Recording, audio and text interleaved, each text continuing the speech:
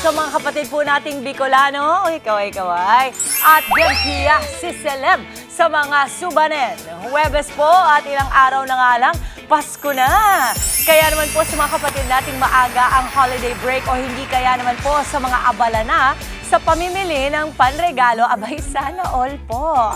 At panghanda, nako, patuloy pa rin tayong tumutok at maging updated sa mga isyong hindi natin dapat namimiss. Kaya naman po, wag nang patagalin pa. Heto ang sagot sa madalas sa tanong ng mga marites na Anong Latest? Ngayong Huwebes, December 11, ano nga ba? At para sa ating unang buwan naman po, ngayong Huwebes na latest, F4, no more na nga ba? Yan ang tanong ng marami matapos tuluyang basagin ng Taiwanese actor na si Ken Chu ang katahimikan tungkol sa hindi niya pagsali sa inaabangang F4 reunion show. Sa isang Instagram video, sinabi ng aktor na hindi siya magpa-participate. May konting regret man, binigyan linaw pa rin ni Ken ang totoong nangyari. Ayon po sa kanya, yung mga naunang pag-uusap tungkol sa reunion ay intentions lamang. At meron daw siyang 3 demands sa production ng project na hindi tinanggap ng organizers. Dagdag pa niya, Andre, na ang F4 ay hindi raw nabuo dahil sa kontrata, kaya bawat isa ay pwedeng gumawa ng kanilang sariling desisyon. Ayun. Dismayado naman ang napakaraming fans nang makumpirma na wala siya sa upcoming reunion show. Ang iba pa nga napakomment pa sa post ng Bin Music kung saan wala sa video ang aktor. Ano sabi? Ayun, matatandaan na kamakailan lang ay muling nagsama-sama ang apat sa isang rare at iconic moment noong July nang mag-guest sila sa anniversary concert ng May Day. July lang. Siyempre, dami na Bilis dismaya. naman ng ano. Pero alam ko, sinabi naman niya sa dulo na open naman daw for communications, eventually for negotiations, kung makatuloy. Pero, siyempre, it won't be a reunion kung kulang ang isa. Parang sinabi mo, Backstreet Boys nag-reunion, walang Nick Carter. Parang, di ba? Maliban doon, from F4, F3 na lang sila. Di ba? Kaya, Angela, katabi mo! Angela, katabi mo! Ano ka ba? Kakatapos lang ng F1, di ba? Huwag nating hintayin na gano'n na lang. Yung kakera. F3 na lang sila. So, hindi talaga pwede. No, wala, at saka, ito, just like any other group, kasi minsan ng tao may bias yan. And to be fair, ako ang bias ko sa F4, si Ken Chan talaga. So, syempre, kung wala siya. Bakit? Wala siya yung cutest eh. Clean look siya dati eh. Siya yung parang good boy. Yes, siya yung parang good boy before.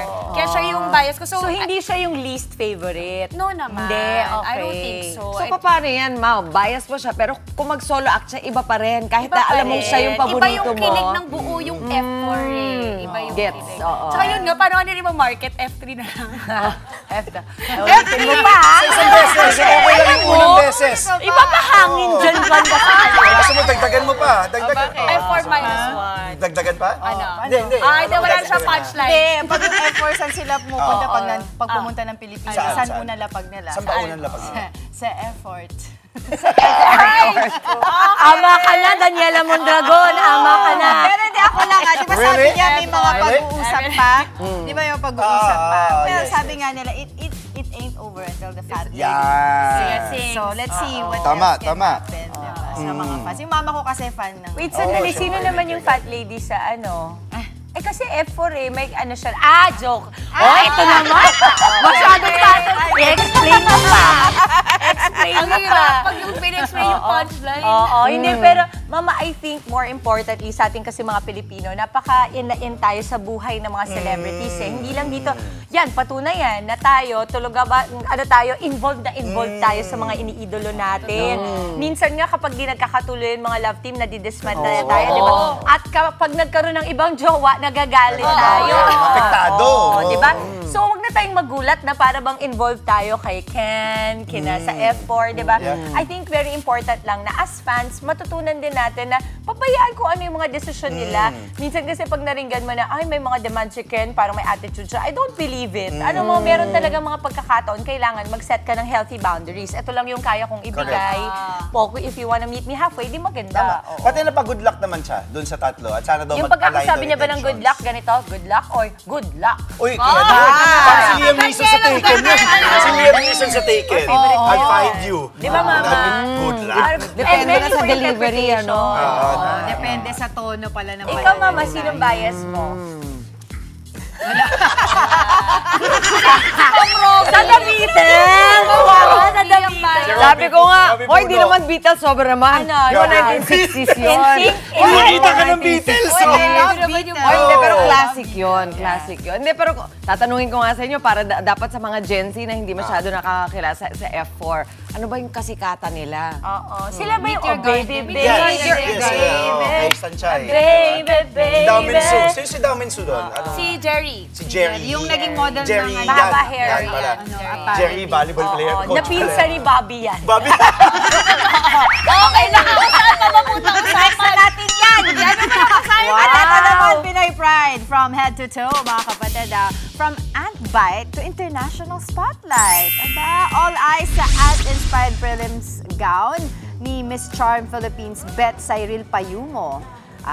Dazzling on stage at agaw atensyon ng literal na kagat ng langgam-inspired gown na obra ni Mikey Chan.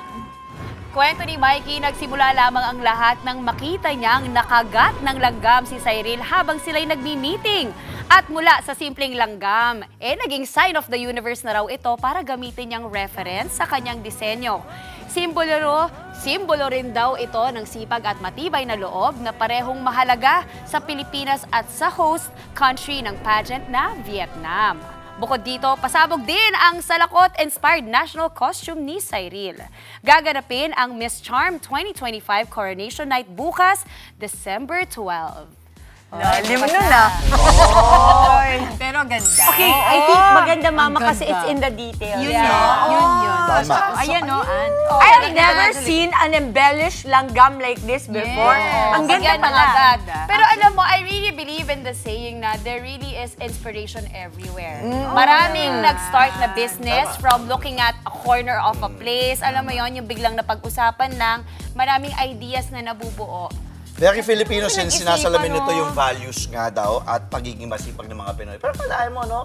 Napaisip ako, kung di siya nakagat ng langgam, ano kaya magiging, ano yung... Iba kaya yung kumagat sa kanya? Hindi nga, kung di siya, di ba, kung di nakagat ng langgam, ano yung magiging itsura ng damit Yung damit? At least ito na-inspire na, uy, nakagat ka ng langgam, gawa ko Hindi. Alam mo, ako ang nakikita ko dyan kasi yung langgam, okay, I'll tell you ha, langgam are some of the smartest species ever. Sila ang nagpauso talaga, hindi Pilipino nagpauso ng bayanihan. Sila.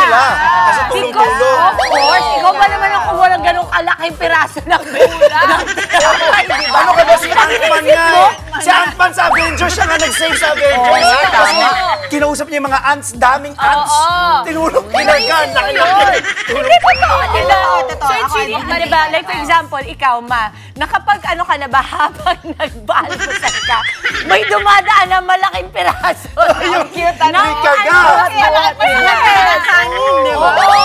At saka tinapay, sabi ko, ba't ganun? Parang di mo alam kung minumumu ka na. Very organized, systematic ang mga alam niyo ba, Workhorse wala din yung naman mga talaga silang hindi sila They don't have nakakakita. eyes. Hindi sila nakakita. Lahat ng ginagawa nila ay through fair. dong nila, instincts. Magiging iconic ito. Kakaiba din yung gawin. Inspiring din. Alam mo, buti na lang, mahilig manood ng ganito yung pamilya ko, kundi wala pa ako ambag dito sa usapan na to. Meron pala, pag uwi ko sa bahay, my love, naku, nakakatulong pala yung panonood yun ng mga species na yan. Bukas meron ako ikikwento sa inyo, iba naman, mukha siyang daga, pero pag ano, nagluluto din. Ratatouille. Pero good luck ha, good luck kay Cyril Payumo. Bet natin sa Miss Charm. Ang ganda niya. 2025. Charm. Good luck Hindi raw sa'yo. alam ni Angela yung Alam mo, Charm. Miss Charm? Di ba alam yung pasarela, ganyan. Ano yung Miss Wala ka Charm? pang tinate doon, no?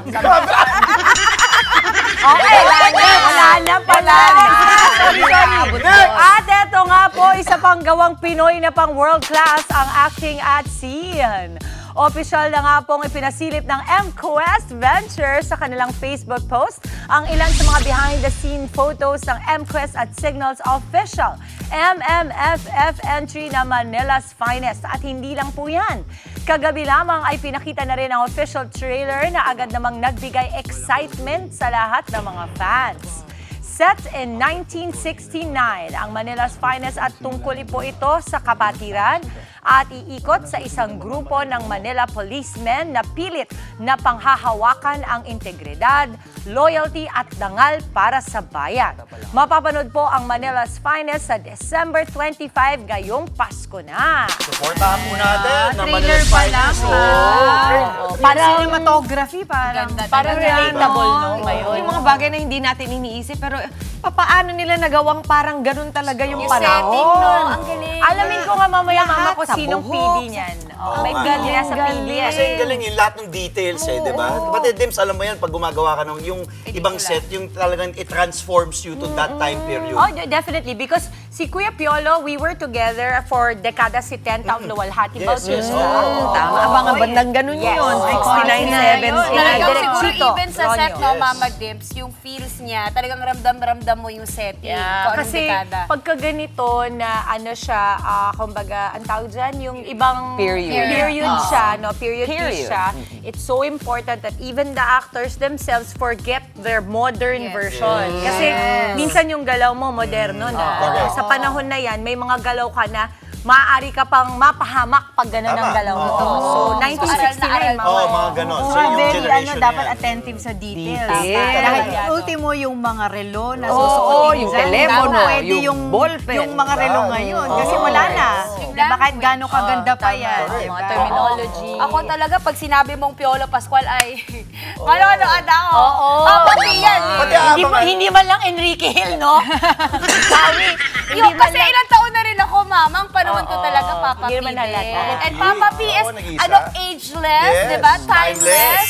Pati last Nakita year ko in yung The mukha- Kingdom. Yes, Tapos The ngayon, Kingdom. ito naman Manila's Finest. Kaya inaabangan yung bigat na ipoproduce ng M-Quest. Yes, At very star-studded po exciting. ito. Nabanggit mo si Piolo, Enrique Hill. Enrique Hill. Pagbabalik ni Rica Pereleo. Dylan Nandyan yung Menor, mga TV5 stars. Inday Fatima, first movie niya. Yes, Si Pearl. Dylan Menor. Sino pa ba? Pearl Ako Gonzalez. more than Si, anything. Sino Cedric. pa ba? Juan. Cedric Juan. Juan. Cedric Juan, Ako nga yes. more than anything, I'm very excited dun sa mensahe ng pelikula. Oo, Because nandun tayo lagi sa mensahe, the story behind, di ba? Every film na Yes. pinapanood natin. How will this translate dun sa buhay natin Tama. ngayon? And most especially kasi dun sa buhay ng mga pulis dati. Dati. Diba? Sila yung Manila's Finest. Andiyan ka makita Yan. siguro sa M-Quest, yun ang #1 nila kung ano yung maiiwan nila sa'yo. Hindi ka lang i-entertain, kailangan meron kang dala-dala. Yan. Social relevance. Yan. Oh, Diyan ang yan ang Exciting. expertise ng M-Quest at ng Signal. Correct. Oh. Abangan po natin yan. At supportan natin Exciting. ang Dapat pelikulang pumunta sila Pilipino. dito, mag-promote Oo, sila. sa Manila Film Festival. Lahat sila! Kung busy, kahit pagkatapos, pwede naman, di ba? Hindi ba kami mapili? Pagisingin natin si Kuya Piolo. Malapit na kasi. 5:43 po oras natin. Ngayong Webes at matapos ang ilang trending update na yan, ito na ang ilang pampabuena mano namin sa umaga. Passport ni dating Congressman Zaldico na dawit sa mga anomalyang flood control projects, pinakansela na ni PBBM. Paghahanap kay Ko, pinaikting na. Kontratistang si Sara Descaya siguradong magpapasko sa kulungan ayon kay DPWH Secretary Vince Dizon. At sa showbiz, pasilip o trailer sa inaabangang MMFF entry na Manila's Finest, inilabas na. Sakto sa mga wala pang panregalo sa mga inaanak, si Layla may ibibidang warehouse na may mga affordable na iba't ibang klaseng laruan at kids essentials. Silipin natin yan mamaya sa Larga. Just in time for Merry Season, may chill jamming session tayo kasamang Awit Award winner at uprising OPM star na si Ala. Abangan yan live na live.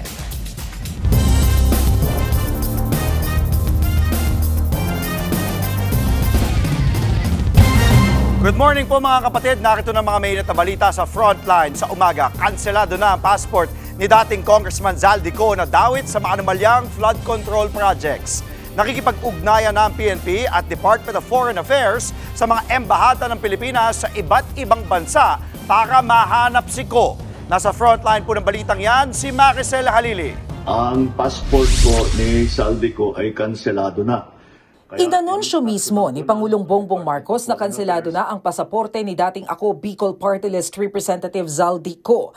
Kaya inatasan ng Pangulo ang Department of Foreign Affairs at ang PNP na makipag-ugnayan sa iba't ibang embahada para matuntun ang puganteng siko.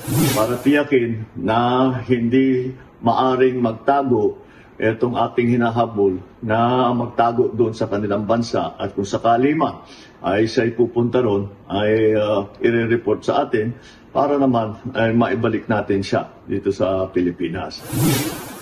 Ayon sa abogado ni Ko na si Attorney Rui Rondain, kakatanggap lang niya ng kopya ng motion ng ombudsman para kanselahin ang pasaporte ng kanyang kliyente. Duda raw si Rondain na kinansela na agad ang passport dahil may 5 araw pa raw sila para tutulan ito. Sabi naman ni Foreign Affairs Secretary Maria Teresa Lazaro, kanselado na ang pasaporte ni Ko eksakto alas 5 ng hapon. Alinsunod sa resolusyon na ibinaba ng Sandigan Bayan at sa kautusan ni Pangulong Ferdinand Marcos Jr., kinansela na ang pasaporte ng dating Ako Bicol Party List Representative Elizalde Salcedo Co. Wanted si Ko matapos maakusahan ng graft at malversation kaugnay ng maanumalyang flood control project sa Oriental Mindoro. Ayon sa isang video ni Ko, noong Hulyo siya umalis ng bansa para sa isang medical check-up. May inilabas ng Blue Notice ang Interpol para ma-monitor ang galaw niya. Base sa ilang ulat, nagpunta si Ko sa Amerika, Japan, Singapore, Spain at Portugal. Sabi rin noon ni Interior Secretary John Vic Remulla, posibleng nagtatago ang dating kongresista sa Portugal. Mukhang meron daw kasing Portuguese passport si Ko. Pero sabi ni Secretary Remulla, pwedeng umapela ang Pilipinas sa Portuguese government para tumulong sa pagpapauwi kay Ko. Siniguro rin noon ang ombudsman na mabigyan ng proteksyon si Ko sakaling umuwi siya sa Pilipinas. Pero ayon sa kampo ni Ko, takot pang umuwi ang dating kongresista dahil sa mga banta sa kanyang buhay at dahil na rin sa galit ng publiko. Nagbabalita mula sa Frontline, Maricel Halili, News 5. Sigurado raw na magpapasko sa kulungan ang kontratistang si Sara Diskaya. Meron pa raw na mga susunod sa kanya ayon kay DPWH Secretary Vince Dizon. Sa frontline ang balitang yan si Mobile Journal, Arles de los Santos. Ating ibibigay tungkol Kinumpirma ni Pangulong Bongbong Marcos na nasa kustodiya na ng NBI ang flood control contractor na si Sara Diskaya. Yan ay kahit wala pa siyang arrest warrant. inaantay ang formal ng paglabas ng kanyang warrant of arrest. Kaya't nakikita po natin, maganda naman ng takbo ng proseso at yung ating mga hinihilaang na kasama dito sa ganitong klaseng sindikato ay haharap sa hustisya. Naharap si Diskaya sa kasong graft at malversation kaugnay ng 96.5 billion pesos na flood control project sa Davao Occidental. Ayon kay DPWH Secretary Vince Dizon, dapat sa kulungan magpasko si Diskaya at ang iba pang kurakot. Buti naman, dapat naman talaga makulong na siya. Dahan-dahan, natutupad na yung pangako ng Pangulo natin. Na bago magpasko, marami ang makukulong, maraming magpapasko sa kulungan. And isa na dyan, si Sara Diskaya. So, sigurado na yan. Hindi kasama ni Sara ang asawang si Curly na kasalukuyang hawak naman ng Senado. Ayon sa kampo ni Sara, kasama sa legal strategy nila ang pagsuko. Nakalatag na ho lahat yan, ma'am. In any eventualities, magkakaroon ng may sumampang kaso at may merong impending issuance of warrant of arrest. Nagkataon lang siguro na nagpa-press release ang ating butihing Pangulo na nagbuo siya ng tracker team. Pero hindi ho namin inuna ng Pangulo. Patunay din daw ito na kayang harapin ni Diskaya ang mga alegasyon. Mas maganda na ho yan. Walang gastos ang gobyerno, walang pagod ang gobyerno. Alam namin, base din sa ebidensya, na hindi naman talaga ghost project. Tapos po yung proyekto, alakas talaga ng mga pagbaha at pagbagyo, talagang hindi ho the project cannot withstand the calamity. Gagawin daw nila ang lahat para mabasura ang kaso. Ayon naman kay Secretary Dizon, umpisa pa lang ito at marami pang kakasuhan at makukulong. Tuloy-tuloy kami. No, ayoko lang pangunahan ng ICI, pero meron kami ulit na i-rekomenda, sabi naman natin, every week. Ayon kay Assistant Ombudsman Miko Clavano, may posible pang kasuhan ngayong linggo. Nagbabalita mula sa Frontline, Mobile Journal, Arnes de los Santos. Pinupuna po ngayon ang Mala World Tour ni Congressman Pulong Duterte. Balak kasi niyang bumisita sa 17 lugar abroad. Tanong ng isang mambabatas, kongresista ba si Pulong o Miss Universe? Nasa frontline ng balitang yan, si Marian Enriquez. Sa loob ng higit 2 buwan, 17 lugar abroad ang planong bisitahin ni Davao City 1st District Representative Pulong Duterte. Sa hiling niyang travel clearance kay House Speaker Bogie D, 9 na lugar sa Asia ang pupuntahan ni Pulong: Hong Kong, China, Malaysia, Indonesia, South Korea, Japan, Singapore, Vietnam at Cambodia. Bukod dyan, magta-travel din daw siya sa 6 na bansa sa Europa. Pupunta rin si Pulong sa Amerika at Australia. Target niyang umalis simula sa December 15, 2025 hanggang February 20, 2026. Giit ni Pulong, personal travel ito at sarili niya itong gastos. Sabi naman ng Malacanang, bahala na ang kongresista kung gustong mag-around the world. Pero paalala lang daw, lahat ng public servant dapat nagsisilbi sa bayan. At kung magbabakasyon ng mahigit 2 buwan, hindi natin alam kung paano niya i-explain ito sa kanyang constituent. Maging ang ilang kongresista, tumaas ang kilay sa long travel ni Pulong na nataon pa sa investigasyon ng flood control project sa Davao City. Ano ba siya, kinatawan ng distrito o Miss Universe? Huwag naman pahintulutan yan kasi tingin rin ng publiko, abuso ito eh. Nauna naman ang sinabi ni Pulong na hindi siya harap sa Independent Commission for Infrastructure dahil propaganda lang daw ang tingin niya rito. Kung tutusin, hindi ito ang unang beses na humiling siya ng travel clearance sa 17 lugar abroad. Meron din siya mula March 2025 hanggang May 10, 2025. Ilang linggo lang yan matapos arestuhin at dalhin sa The Hague, Netherlands ang kanyang amang si dating Pangulong Rodrigo Duterte. Nagbabalita mula sa Frontline, Marian Enriquez, News 5.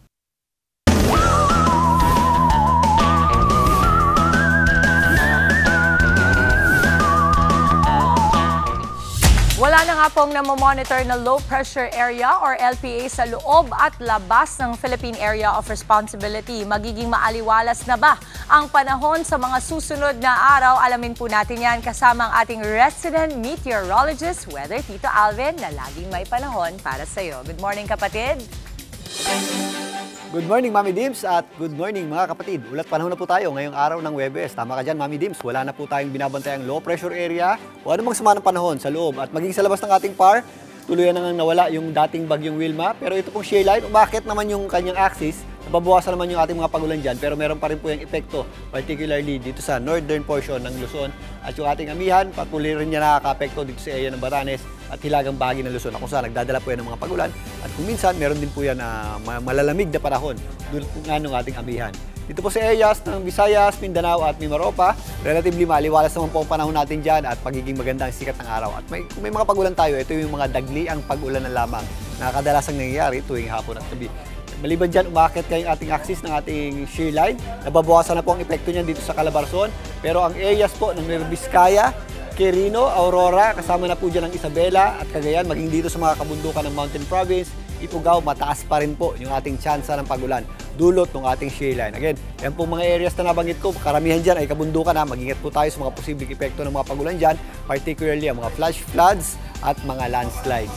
Dito naman sa mga areas ng Abra, Apayao, Ilocos Norte at Batanes, apektado rin po yan ng shear line. Meron tayong mga possible na mga pagulan dyan at pagbagsak ng temperatura dahil nga malamig po ang ating amihan o northeast monsoon. Sa katunayan, meron tayong mga naitalang mabababang temperatura kahapon. Umabot po yan sa 18 degrees Celsius. Diyan po sa Kasiguran Aurora, medyo malamig na po yan ha. Baguio City, 16.8 tayo. At sa Metro Manila, bubagsak naman sa hanggang 24 degrees Celsius. At sa Rizal naman, nasa 20.3 degrees Celsius yung ating mababang temperatura. Kaya maliban sa mga payo, ugaliin na rin natin ang paghahanda ng mga jacket o anumang pananggalang sa lamig para makaiwas tayo sa sakit. Dito sa Metro Manila, nabawasan na nga po yung epekto ng ating shear line. Mas magiging maganda na po ang sikat ng araw ngayong umaga hanggang tanghali. Sa hapon, medyo nagiging maulap tayo. Pero may mga pagulan tayo, ito yung mga dagliang pagulan na lang. At kadalasan mahina dahil medyo malamig naman na yung ating mga panahon. Bago na mga kapatid, yung ating araw po ay sikat mamayang 6:11 ng umaga at muli po yung lulubog mamayang 5:28 ng hapon. At yan muna latest sa ating lagay ng panahon ngayong Huwebes ng umaga. Muli ako po ang inyong Weather Tito Alvin na laging may panahon para sa iyo. Maraming salamat, Tito Alvin, sa aming pong pagbabalik. MMDA umapela sa mga mall operator na huwag sabay-sabayin ang sale ngayong holiday season dahil sa matinding traffic. Team Pilipinas nakakadalawang gold medal na sa Southeast Asian Games. At Miss Universe 2025, Fatima Bosch nag-walk out daw sa isang TV interview. Marami pa tayong baon para sa mas siksik na umaga, kaya tutok lang sa inyong paboritong morning kasalo. Ito ang Good Morning Kapatid!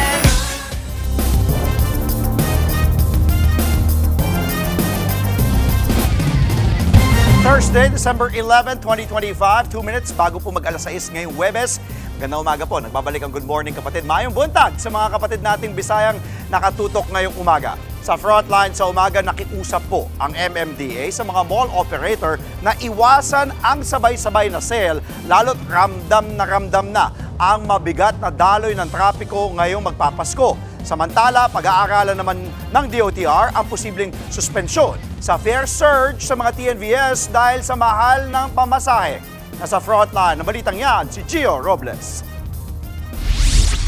Kahit hindi rush hour, bumper to bumper ang mga sasakyan sa bahagi ng EDSA Mandaluyong. Traffic na nga talaga kahit anong oras. Ramdam yan ng mga UV Express driver. Sa sobrang lalaraw ng traffic, inaabot na ng 2 hanggang 3 oras bago makabalik sa terminal dito sa Mandaluyong ang ilang unit mula Rizal. Kaya kalahati raw ang nababawa sa kita ni Marlon mula nang pumasok ang Vermonts. Kung dati, umaabot daw sa 30,000 ang kita nila kada araw. Ngayon, nasa 15,000 na o mas mababa pa. Ayon sa dispatcher, paghahatian pa raw yan nila ng UV Express operator at driver. Hindi pa kasama dyan ang bayad sa gasolina at ibang gastusin. Sobrang ramdam po namin yun, lalo pag sa hapon at saka gabi po nangyayari po yun.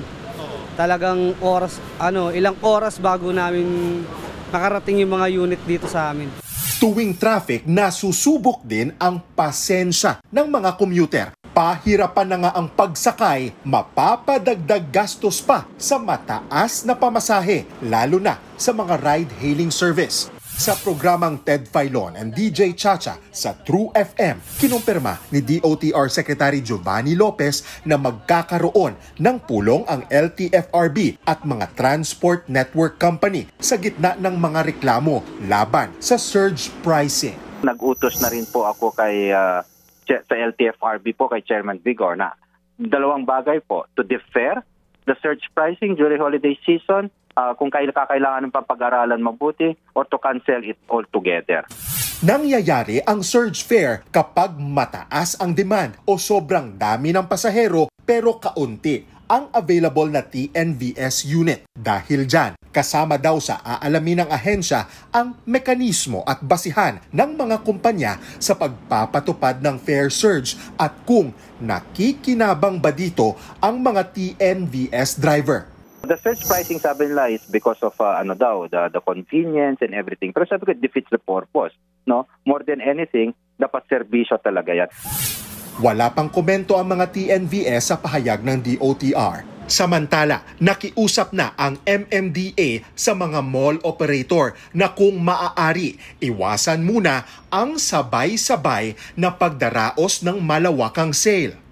Nagkokos po talaga ng sobrang bigat na daloy ng traffic na na-experience po natin last Saturday dahil may mga malls po outside of NCR na along Marcos Highway na nag-mall-wide sale po. Nagbabalita mula sa Frontline, Gio Robles, News 5. Dagsa na rin ang mga bumabiyahe sa NAIA ngayong holiday season para mapabilis ang pagpasok ng mga pasahero. Ipagagamit na ngayong buwan ang kanilang mga bagong electronic gate. Nasa frontline ng balitang yan si Gerard de la Peña. Damang-dama na ang peak travel season sa Ninoy Aquino International Airport. Sa departure area pa lang, wala nang pinipiling oras ang pila sa mga check-in counters. Ganito rin ang eksena sa arrival area. Sunod-sunod ang dating ng mga pasahero, partikular na ang mga OFW. Dahil sa daming pasahero, blockbuster ang pila, lalo na sa immigration counters. Ayon sa Bureau of Immigration, posibleng mas marami pang pasahero ngayong taon kumpara sa naitala ng New NAIA Infrastructure Corporation na 50.1 million passengers para sa kabuuan ng 2024. Kahit ang mga mismong pasahero, ramdam ang holiday influx. Ang pag-process is mabilis, pero sa dami ng tao kasi kagabi yun nagpapatagal. Gano'n kayo katagal nagpumila? Siguro almost 1 hour. Kasi lumapag yung namin is 9:45, nakalabas na kami 11. Ayon pa sa Bureau of Immigration, Nobyembre pa lang ay hindi na pinapayagan mag-leave ang mga immigration officers para masigurong may tatao sa mga immigration counters. Pero sa pangmatagalan daw ay gagamit na ng mas high-tech na electronic gates ang BI. Sa mga bagong e-gate na idinonate ng New NAIA Infrastructure Corporation, hindi nakakailanganin pang iscan ang boarding pass. Pupwede na raw kahit passport lang para doon lumabas ang flight information ng mga nakapag-fill out sa e-travel website. Matagumpay naman daw ang isinasagawang testing, pero patuloy pa rin ang gagawing tests para masigurong maayos itong magamit na target sa Disyembre. You won't be needing ng boarding pass. Ito mabilis na to because we do have advanced passenger information. Mayroon na tayong information sa flight numbers. Yan po ang tinitingnan na makakasolve po sa ating talagang matagal na problema in terms sa mahabang pila. Payo naman ng BI, magbigay lagi ng ekstrang oras sa pagpunta sa airport. Nagbabalita mula sa Frontline, Gerard de la Peña, News 5.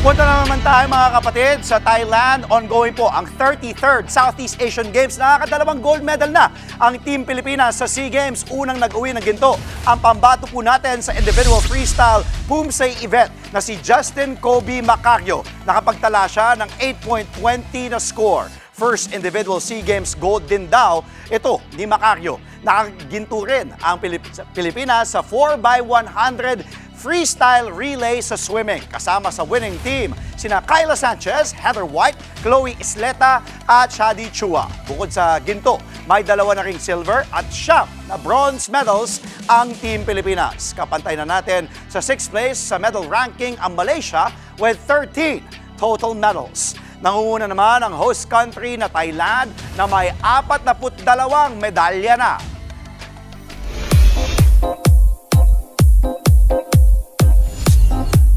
Pelikulang matapang at may puso ang ihahatid ng MMFF entry na Manila's Finest, produced by MQuest, Signal at Spring Films.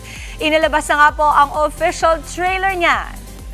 Mga pulis, araw-araw natin nakikita ang kalat, gulo, kasalanan ng mundo. Kung gusto nating magbago ang Maynila, kailangan manggaling sa atin ang pagbabago. Mismong si Enrique Hill ang nag-introduce kagabi ng trailer sa Frontline Pilipinas. Intense ang mga ipinasilip na eksena. Bukod kay Ken, kasama rin dyan ang bidang si Piolo Pascual, Dylan Menor, Rico Blanco, Romnick Sarmenta, Rica Peralejo at Ashtin Olviga. Ang pelikulang Manila's Finest po ay tungkol sa grupo ng mga pulis noong 60s na puno ng prinsipyo kaysa ambisyon at pagkaganid. Bubuhayin daw ng pelikula ang ating pusong bayani. Pag-isipan nyo kung karapat dapat pa rin kayong tawaging finest.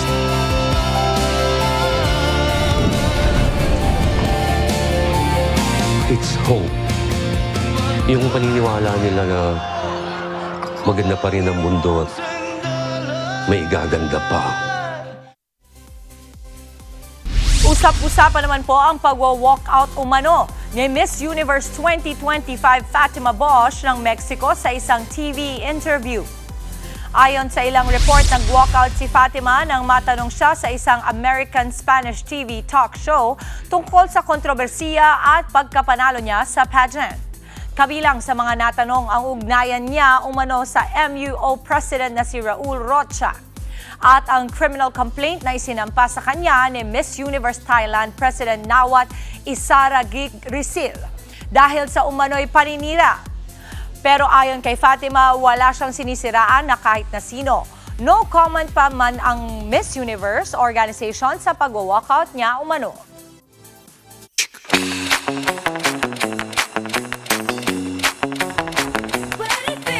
Good news sa sa mga kapatid natin commuter, may pa 12 days of libreng sakay ang Department of Transportation o DOTR sa mga train line. Yehey! Ayan, ang mga detalye alamin natin kasama ang ating traffic Tito Mondi Lopez na live mula sa MRT3 Cubao Station. Tito Mondi, good morning to you. Ano, sino-sino ba ang sakop ng libreng pasakay dyan ng MRT? Good news yan, good news. Yes. Ano ang dala-dala mo? Aba? Ito nga. Sa may bahay, ang aming bati. Lamig na boses, no?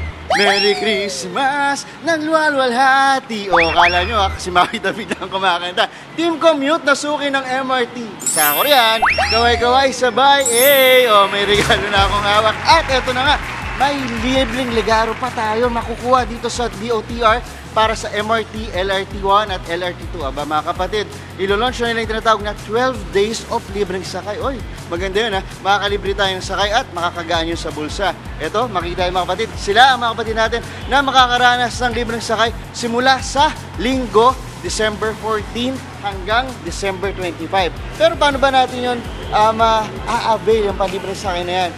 Ang alam natin dyan, bawat grupo kada araw ang magpipiling magkaroon ng libreng sakay. Like sa December 14, Sunday, senior citizens muna yan para sa ating mga lolo't lola na araw-araw lumalaban sa biyahe. December 15, ako ito, para sa mga estudyante natin. Ako, pasado yan ha. At December 16, yan, nakikita nyo sa screen.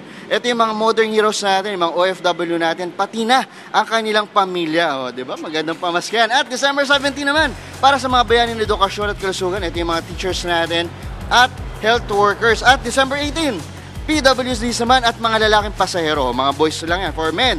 Para sa mga PWD natin yan at mga kuya na lagi ring bumabiyahe. December 19 naman, ako, ito, para sa mga government employees, meron po kayong libreng sakay. December 20, mga babaeng pasahero para sa mga misis, ate, nanay at dalagang bida sa ating araw. At December 21, ayan, gaya ni tatay, si tatay. Ito, pamilya naman, walang limit to. December 22, para sa solo parents at member ng LGBTQIA+. Oh, yan. At December 23, meron din para sa mga private sector employees. Lalakad tayo. December 24 naman, para sa mga uniform personnel, veterans at kanilang mga pamilya. At pagdating ng December 25, lahat na po, wala nang grupo-grupo, libreng sakay. Oh, di ba? Merry Christmas talaga. At eto pa, bukod sa libreng sakay, dito sa MRT, actually, lagi ako nag-MRT talaga, bawat station, meron tayo nakitang mga nagbabasking, di ba? Yung mga basker. Kaya naman, mamaya, kaway tayo, ayan. I-soundcheck na natin. Ay, kuya, ayan. Soundcheck. Abangan nyo, makipag-jamming tayo sa isang basker dito sa MRT. Kaya Mami Chiki, di ba? Kaway tayo? Yan muna, nako. Abangan nyo, hindi lang si Maui David at hindi lang si Angela ang magaling kumanta sa Good Morning Kapatid. Back to studio! Jamming tayo. Marty lang. Talaga naman to si Tito Mondi, nakahanap ng basker, pero nakakatuwa yan Di ba nakaka-happy pag nag-iintay ka ng MRT ng tren, may kumakanta dyan? Nakakatuwa mamay kumakanta. Si Mondi, hindi ko lang alam. Nakakatuwa. Ayan, ganyan ang pagmamahal nila sa'yo, Tito Mondi. Pati sa sabi niya, akala daw ng mga kapatid, si Maui David daw nung kumakanta, nung siya yung kumakanta. Ay, wow! Sabi niya. Ano sabi mo doon?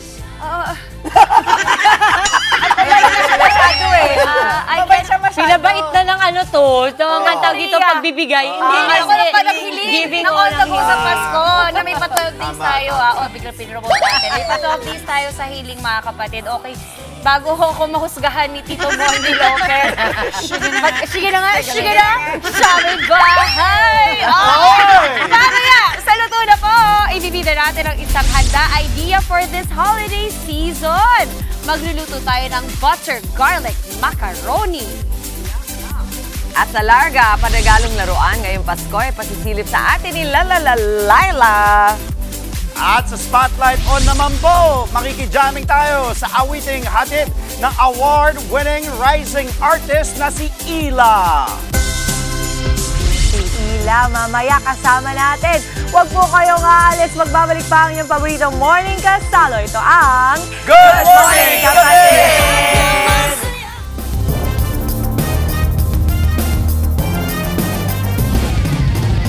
Babalik po frontline sa umaga sa Good Morning Kapatid. Sugatan ang isang babae ng ma-hit and run ng isang kotse sa Santa Maria, Bulacan. Tukoy na ng mga otoridad ang may-ari ng kotse dahil nalaglag ang plaka nito. Nasa frontline po ng balitang yan, si Gary De Leon, exclusive. Mabilis ang takbo ng kotseng ito sa bahagi ng Governor Halili Drive sa Barangay Bagbagin, Santa Maria, Bulacan. Nang biglang nasalpok ng kotse ang isang pedicab. Tumilapon sa kalsada ang babaeng sakay ng pedicab. Pero imbis na huminto, humarurot papalayo ang nakabanggang kotse. Sinubukan ng may-ari ng dashcam na sundan ng hit and run na kotse. Pero mabilis ang takbo ng kotse. Boss, habulin niyo yan ha! Tinawag siya, hindi ko naharang eh! Sa hindi kalayuan, may nagmamandong enforcer pero hindi na raw niya naharang ang nang hit and run na kotse. Kwento na may-ari ng video, una pa lang ay napansinan niyang kakaiba ang takbo na nakadisgrasya ng kotse. Pero malas lang ng salarin dahil natanggal pala ang plaka ng kotse niya nang masalpok niya ang pedicab. Agad na verify sa LTO ang may-ari ng kotse na residente ng Ayala Avenue sa Makati. Pumunta raw sa presinto ang kaanak na may-ari ng kotse. Ayon sa kanya, hindi pa umuuwi ang may-ari mula nang mangyari ang insidente. Sa ngayon, nagpapagaling pa rin sa ospital ang 50 taong gulang na babaeng na hit and run. Sasampan ng reklamong physical injury at damage to property ang tinutugis sa driver. Irerekomenda rin ng pulisya na issuean siya ng show cause order ng LTO na posibleng makapagsuspindi ng kanyang lisensya. Nagbabalita mula sa frontline, Gary De Leon, News 5. Sa ibang balita, patay ang 26 anyos na lalaki matapos atakihin ng buwaya sa Balabac, Palawan.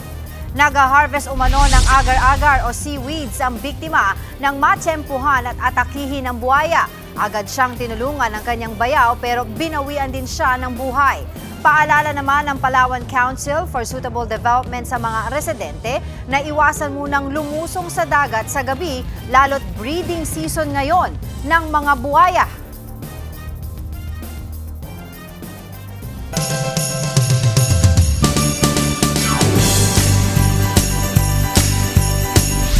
Mga mommy, daddy, tita, tito, ninang at mga ninong, kung wala pa kayong panregalo sa mga anak at inaanak ninyo ngayong Pasko, ipasisilip ni Laila ang isang warehouse kung saan makakabili ka ng iba't ibang klaseng laruan at kids essentials. Ay, gusto ko yan. Laila, saan ba yung warehouse na yan at ano bang makikita dyan? Share mo naman sa amin. Good morning, Maui! Maui, Maui! Maui, Maui! Good morning, Maui! Good morning, mga kapatid. Ako, sobra ka mag-e-enjoy dito. Grabe kasi, ay, napakang laki at sobrang daming budol finds. Tingnan nyo. Sa pag-iikot ko, meron na ako agad na mga nabudol. Mga budol finds ko yan pang regalo sa aking mga pamangkin at mga inaanak. Mamaya i-reveal natin, nasa 1,000 pesos na ang halaga ng aking pushcart. Andito nga tayo ngayon sa Kids Craze Warehouse in Quezon City. Ay, hindi ba bonggang-bongga lang? Kasi everything na pang bata, laruan, apparel, pati pang baby, meron dito sa Kids Craze Warehouse. O, halika, maglibot tayo. Grabe, pati mga bags, lahat ng mga essentials sa mga bata na andito. Most especially, mga pangregalo ngayong Pasko. Kita nyo, kung meron kayo mga boys, ayan, ako, itong brand na to, alam nyo naman, talaga pag mahilig kayo sa mga kutsi-kutsihan, ayan, o hindi ba? Pero alam nyo ba, ako rin, nangungulekta ako ng ganito. Cute na cute ako sa mga kotse. Ayan, o diba? O, pink Cadillac. O, diba? Ang ganda. Okay, tara, ikot tayo kasi ang daming magaganda dito. May pang girls, may pang boys. Kung mahilig kayo sa Sanrio Pack, andyan yan. Lahat to mga original ha. As in, hindi to yung mga puchu-puchu na mga finds. O, diba? Kung hindi pa kayo nakakapag-Disneyland, carry lang, dito na lang kayo. O, hindi ba? O, plus yung mga shoes. Ayan, o, tinan nyo, 300 pesos ang halaga, pero kung bibili ka ng 10, pag hindi, tanungin natin kung magkano dahil kakausapin na natin today si Sir Justin Sandoval, ang brand manager ng Kids Craze Warehouse dito sa QC. Hi, Justin! Good morning! Good morning! Okay, Magkano kapag hindi 10 pairs? So, pag hindi 10 pairs, yung mga shoes natin is nasa 500 pesos Uy, pwede na sa mga pamangkin, o diba? Tapos branded pa. So, marami silang mapagpipilian na shoes dyan. Meron bang pang girls and guys? Yes, meron. Yung shoes natin, pwede siya pang both girls and guys. So, yung mga price range niya, mga nasa 300 to 600 pesos. Tapos tingnan nyo, kung medyo nakaka-LL na kayo sa buhay, mamili na kayo ng black shoes para sa mga anak ninyo. Magkano lang? Okay rin ang 400. Eto nga. Ay, ang cute naman nito! Thomas the Tank Engine for 299 pesos lang. Naku, ang cute-cute talaga. Ang dami. Pero wait, sapato section pa lang yan. Nalalurky na ako, di ba? Halika, Justin, itour mo pa ako kung saan tayo pupunta. Kasi hindi lang yan. Ito, marami ka pang mga shelves dito. Meron ka bang pang mga infants? Meron. Yan. So, dito sa Kids Crate, meron kami mga pang babies na product. So, here we have si Kiko. So, yung mga price range na to, hindi naman pang-ilinan, hindi naman. Mga sa 200 to mga 1,000 yung items dito. Ayan. Tapos may mga stroller. Patingin nga ng mga stroller, magkano ang halaga. Siyempre, branded, medyo mas mahal. Pero, ito yung sa mga malls kasi to, mga umaabot na ang ganyan ang presyo. Very 21,000, parang sweldo na yan. Diba? Very 29,000, pero dito 21 lang.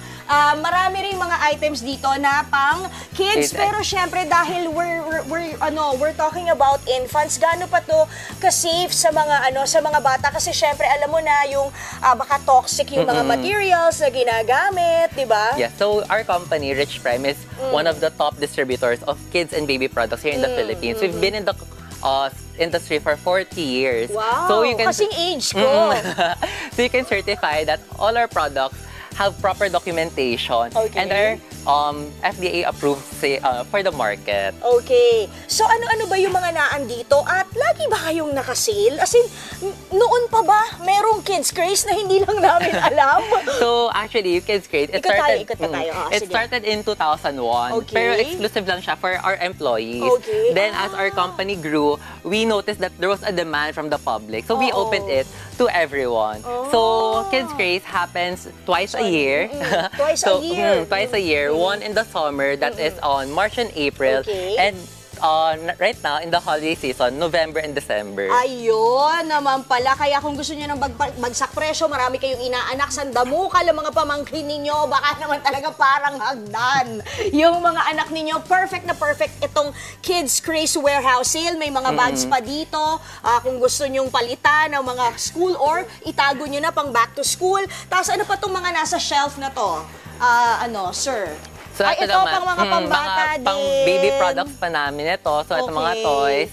So, here, ay, ang cute. Pang mga Avengers. plushie din namin siya. Mga plushie toys, pero Avengers. O, di ba? Ang ganda. Okay. Tapos, meron pa ditong mga parang hamburger na food truck worth 800 pesos only. Di ba? Ang ganda. May mga pa-cake pa dito. Yan, para sa mga bagets. Tapos, teka, tatawid tayo dito, tatawid sila doon. Yun. Eto, marami ring mga pang kids. May mga clays for the creative minds. Yung mga bagets natin, ma-mold, literally, yung kanilang creativity. Meron ding mga parang mga kinetic sand. Ako nakikita. Magkano yung mga ganito? 20% off. Magkano more or less? Yung mga kinetic sand namin, mga nasa 400 pesos siya. Pero since 20% off pa, so mas less pa doon. Wow, grabe naman. O sige, tawid tayo dito. Ulit. Tara! Diba? Ay! Naku, yung kabataan ko nagbalik! Grabe! O hindi ba? May mga ganito pa. Huy, ang bongga na nito, kasi sa mall, sorry, baka nasira ako. Sa mall, mahal to O dito kita mo isang set na kasama pa si Chelsea. Meron ka 1,000 pesos only. Okay, bakit bagsak yung presyo? So, tanong lang, bakit mga bagsak ang items presyo? na dito na bagsak presyo, medyo slightly dented lang yung packaging. Pero if titignan mo yung mga toys sa loob, bagong-bago pa. So yung packaging lang naman. So kumbaga, bawal sa maselan, pero kung hindi choosy, pwede na. O sige, dito pa tayo. Sorry, sir. Naku, para sa mga army, eto na, tingnan nyo to. Ay, naku, sorry po. Tingnan nyo, meron silang protection for the Army. Sino ba ang mga bias ninyo? 500 pesos lang! O, diba? Oh, grabe. Nako. Yung mga Army susugod na rito for sure. Ang gaganda naman. Okay, tawid tayo dito kasi gusto ko nang ipakita sa inyo yung aking naipamili. Sir, nakakalurky dito, ha? Yes. Kasi tingnan nyo, oh, di ba? Shelf by shelf by shelf. Ang taray talaga, oh, di ba? Sige. So, ipakita natin, worth 1,000 pesos. Ito ay buy one, take one. O, mamili ka, blonde or brunette. Hindi ba? Tapos, meron akong parang clutch bag. Ano pa yan, sir? Meron tayong dito mga Hot Wheel vehicles. Yung mga, sabi ko sa inyo, mga kutsi-kutsihan. Tapos meron na tayong Silisense na Crayola. So, ito, clay naman to. Yes, at syempre, pansabit sa inyong bag, o, diba? It's essential. Bongga-bongga, alam nyo, 99 pesos only. So, ilang items? 1, 2, 3, 4, 5, 6, 7 items and 8. O, 8 items for 1,000 pesos. Not bad, hindi ba? Yes. O, naku, kayo na mag-math. Mahina ako kung magkano more or less mapatak ang bawat isa. Okay, sir, saan po tayo matatagpuan at anong oras kayo nagbubukas? Plus, may parking ba? Kasi baka maraming mamili. Sure. Oo. So, our office is located at 34 Scout Limbaga, corner Scout Torillo, here in Quezon City. So, our Kids Craze is open from Monday to Fridays, 1 p.m. to 5 p.m. and on weekends, 9 a.m. to 5 p.m. So, we are open until December 21. Ayun, nako, kaya kumarir na kayo pag na-receive nyo na agad ang inyong Christmas bonus Gora Bells na dito sa Kids Craze Warehouse. Thank you so much, Thank sir. you so much. Sa pagising mo naman ng napakang aga, hindi ba? Ako naman, itutuloy ko ng pangbubudol sa akin ng Kids Craze kasi itong ang gandang budol nito. Kaya lang medyo konti ang budget ni tita, pero budgetarian naman tayo, kaya caring-carry natin yan. O paano? Baka may papabili kayo? Mawi-wawi! Baka may papabili kayo, ha? Sabihin nyo lang sa akin, PM is K, okay? O siya, yan muna ang latest. Balik sa inyo sa studio. Kamukha ko to, tingnan mo. Kamukha. Monika ka sa Laila. Kamukha mo talaga. That Mawi-wawi. I love it. Makapunta nga dyan. Excited na kami bilang budgetarian din kami. Kaya maraming salamat, Laila, sa idea. Sa amin naman pong pagbabalik mga kapatid, payo ni Senator Robin Padilla na magtago lang si Senator Bato de la Rosa, pinuna ng Malacanang. Bilang ng mga Pinoy na walang trabaho, tumaas nitong Oktubre. Yan at iba pa ang mga balita ihahatid sa atin ni Ted Filon at DJ Chacha. At sa luto na po, magluluto tayo ng butter garlic macaroni. Wow, walang karne yun, Mama. Pwede kang kumain, Mama. Tuloy-tuloy lamang po ang pagtutok, mga kapatid. Magbabalik pa po ang inyong paboritong Morning Gasalo. Ito ang Good Morning, Kapatid!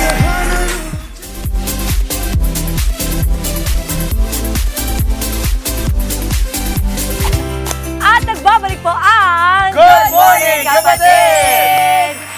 Habang kadamay ko po ang aking mga kapatid dito, ang ating It Girl na si Maui. Ding, ding, ding, ding! Uy! That Mawi-wawi. Yan! Pantayan mo! Yan, yan, yan! Mawi-wawi! Ba't ganun yung galaw mo, Andre? Baka mahulog yung mga toyo, Yung galaw mo, Iba yung galaw mo pag mawi-mawi. Oo. Eto, hanap po ba ninyo, mga kapatid, ay quick and easy macaroni recipe. Ang macaroni po ay ganitong pasta. Ito po ay laganap lalo na kapag kapaskuhan. Perpekto po ito kung marami kayong lulutuin ngayong holiday season. Magluluto tayo ng butter garlic macaroni. Ang mga sangkap po natin, syempre po, butter, garlic, macaroni, all-purpose cream, salt and pepper, Jay. Salt and pepper. Parsley. At walang tumulong sa'yo, di ba? Oo, kaya na yan. Ito, It Girl natin. Pinaninindigan niya yung It Girl lang niya eh. Okay lang yan, okay lang yan. Parsley. Okay lang yan. Tubig. Tubig. Ito po, nandito po. Tubig, go. Kaya mo ni Andre. Gatas. Sige. Ayan. Gatas at Ayan. chili flakes. Ayan. Grabe, So, diba? taga-tikim ka lang pala, Maui. Hindi, dito kasi ako sa bandang gatas at chili flakes. Magtunaw ng butter. Ayan. Yung bawang po muna, no? Ito Butter sa bawang. muna. Butter. Muna. Oo. Pero dalawa lang kasi sobrang laki nitong nasa gilid. Nasa Hindi, gitna. pwede na yan. para Kasi buttery. creamy. Hindi, maglalagay pa tayo mamaya sa dulo. Ay, wow. Oo, maglalagay pa Sa tayo. sobrang husay niya, siya na dumidiskarte. Kaya mo siya. Okay. Kaya mo siya. Sobrang Malatansikan husay siya niya, din siya yan. nag-a-adjust. Good morning sa lahat po ng mga kapatid natin na nagagandahan, nagagwapuhan. Tapos na ba kayong mag-TikTok? Tapos na ba kayo mag-bawi-bawi? Oo, bawi-bawi.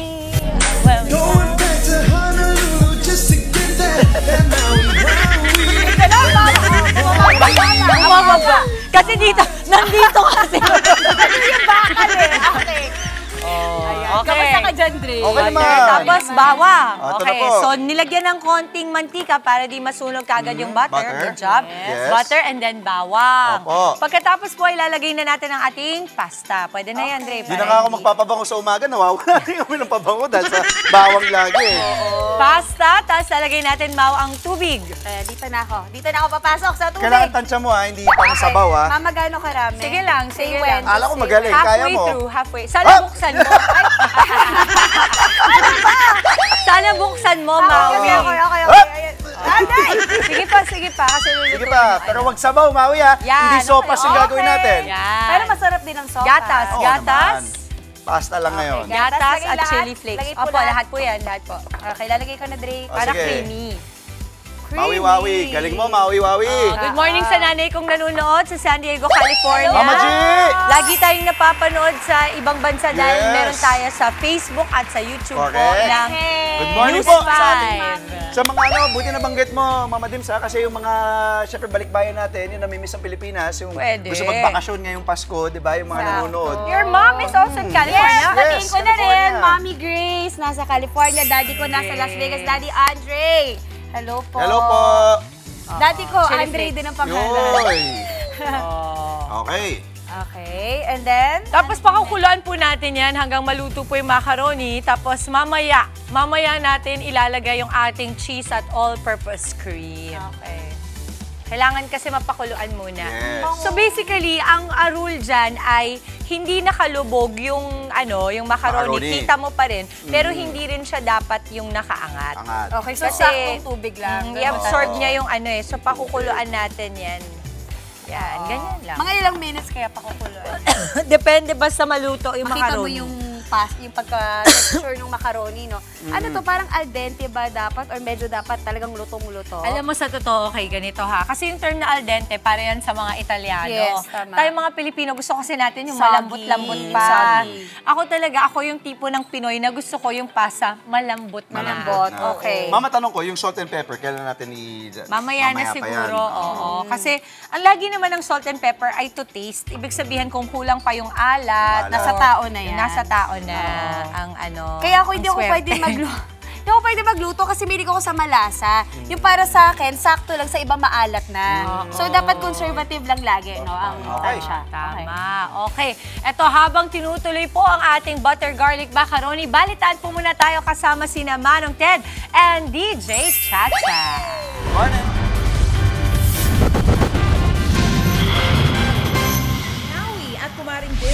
Good morning, Manong! Good morning, Manong! Good morning! Morning po, DJ Chan, Ninong Ted. Gandang umaga.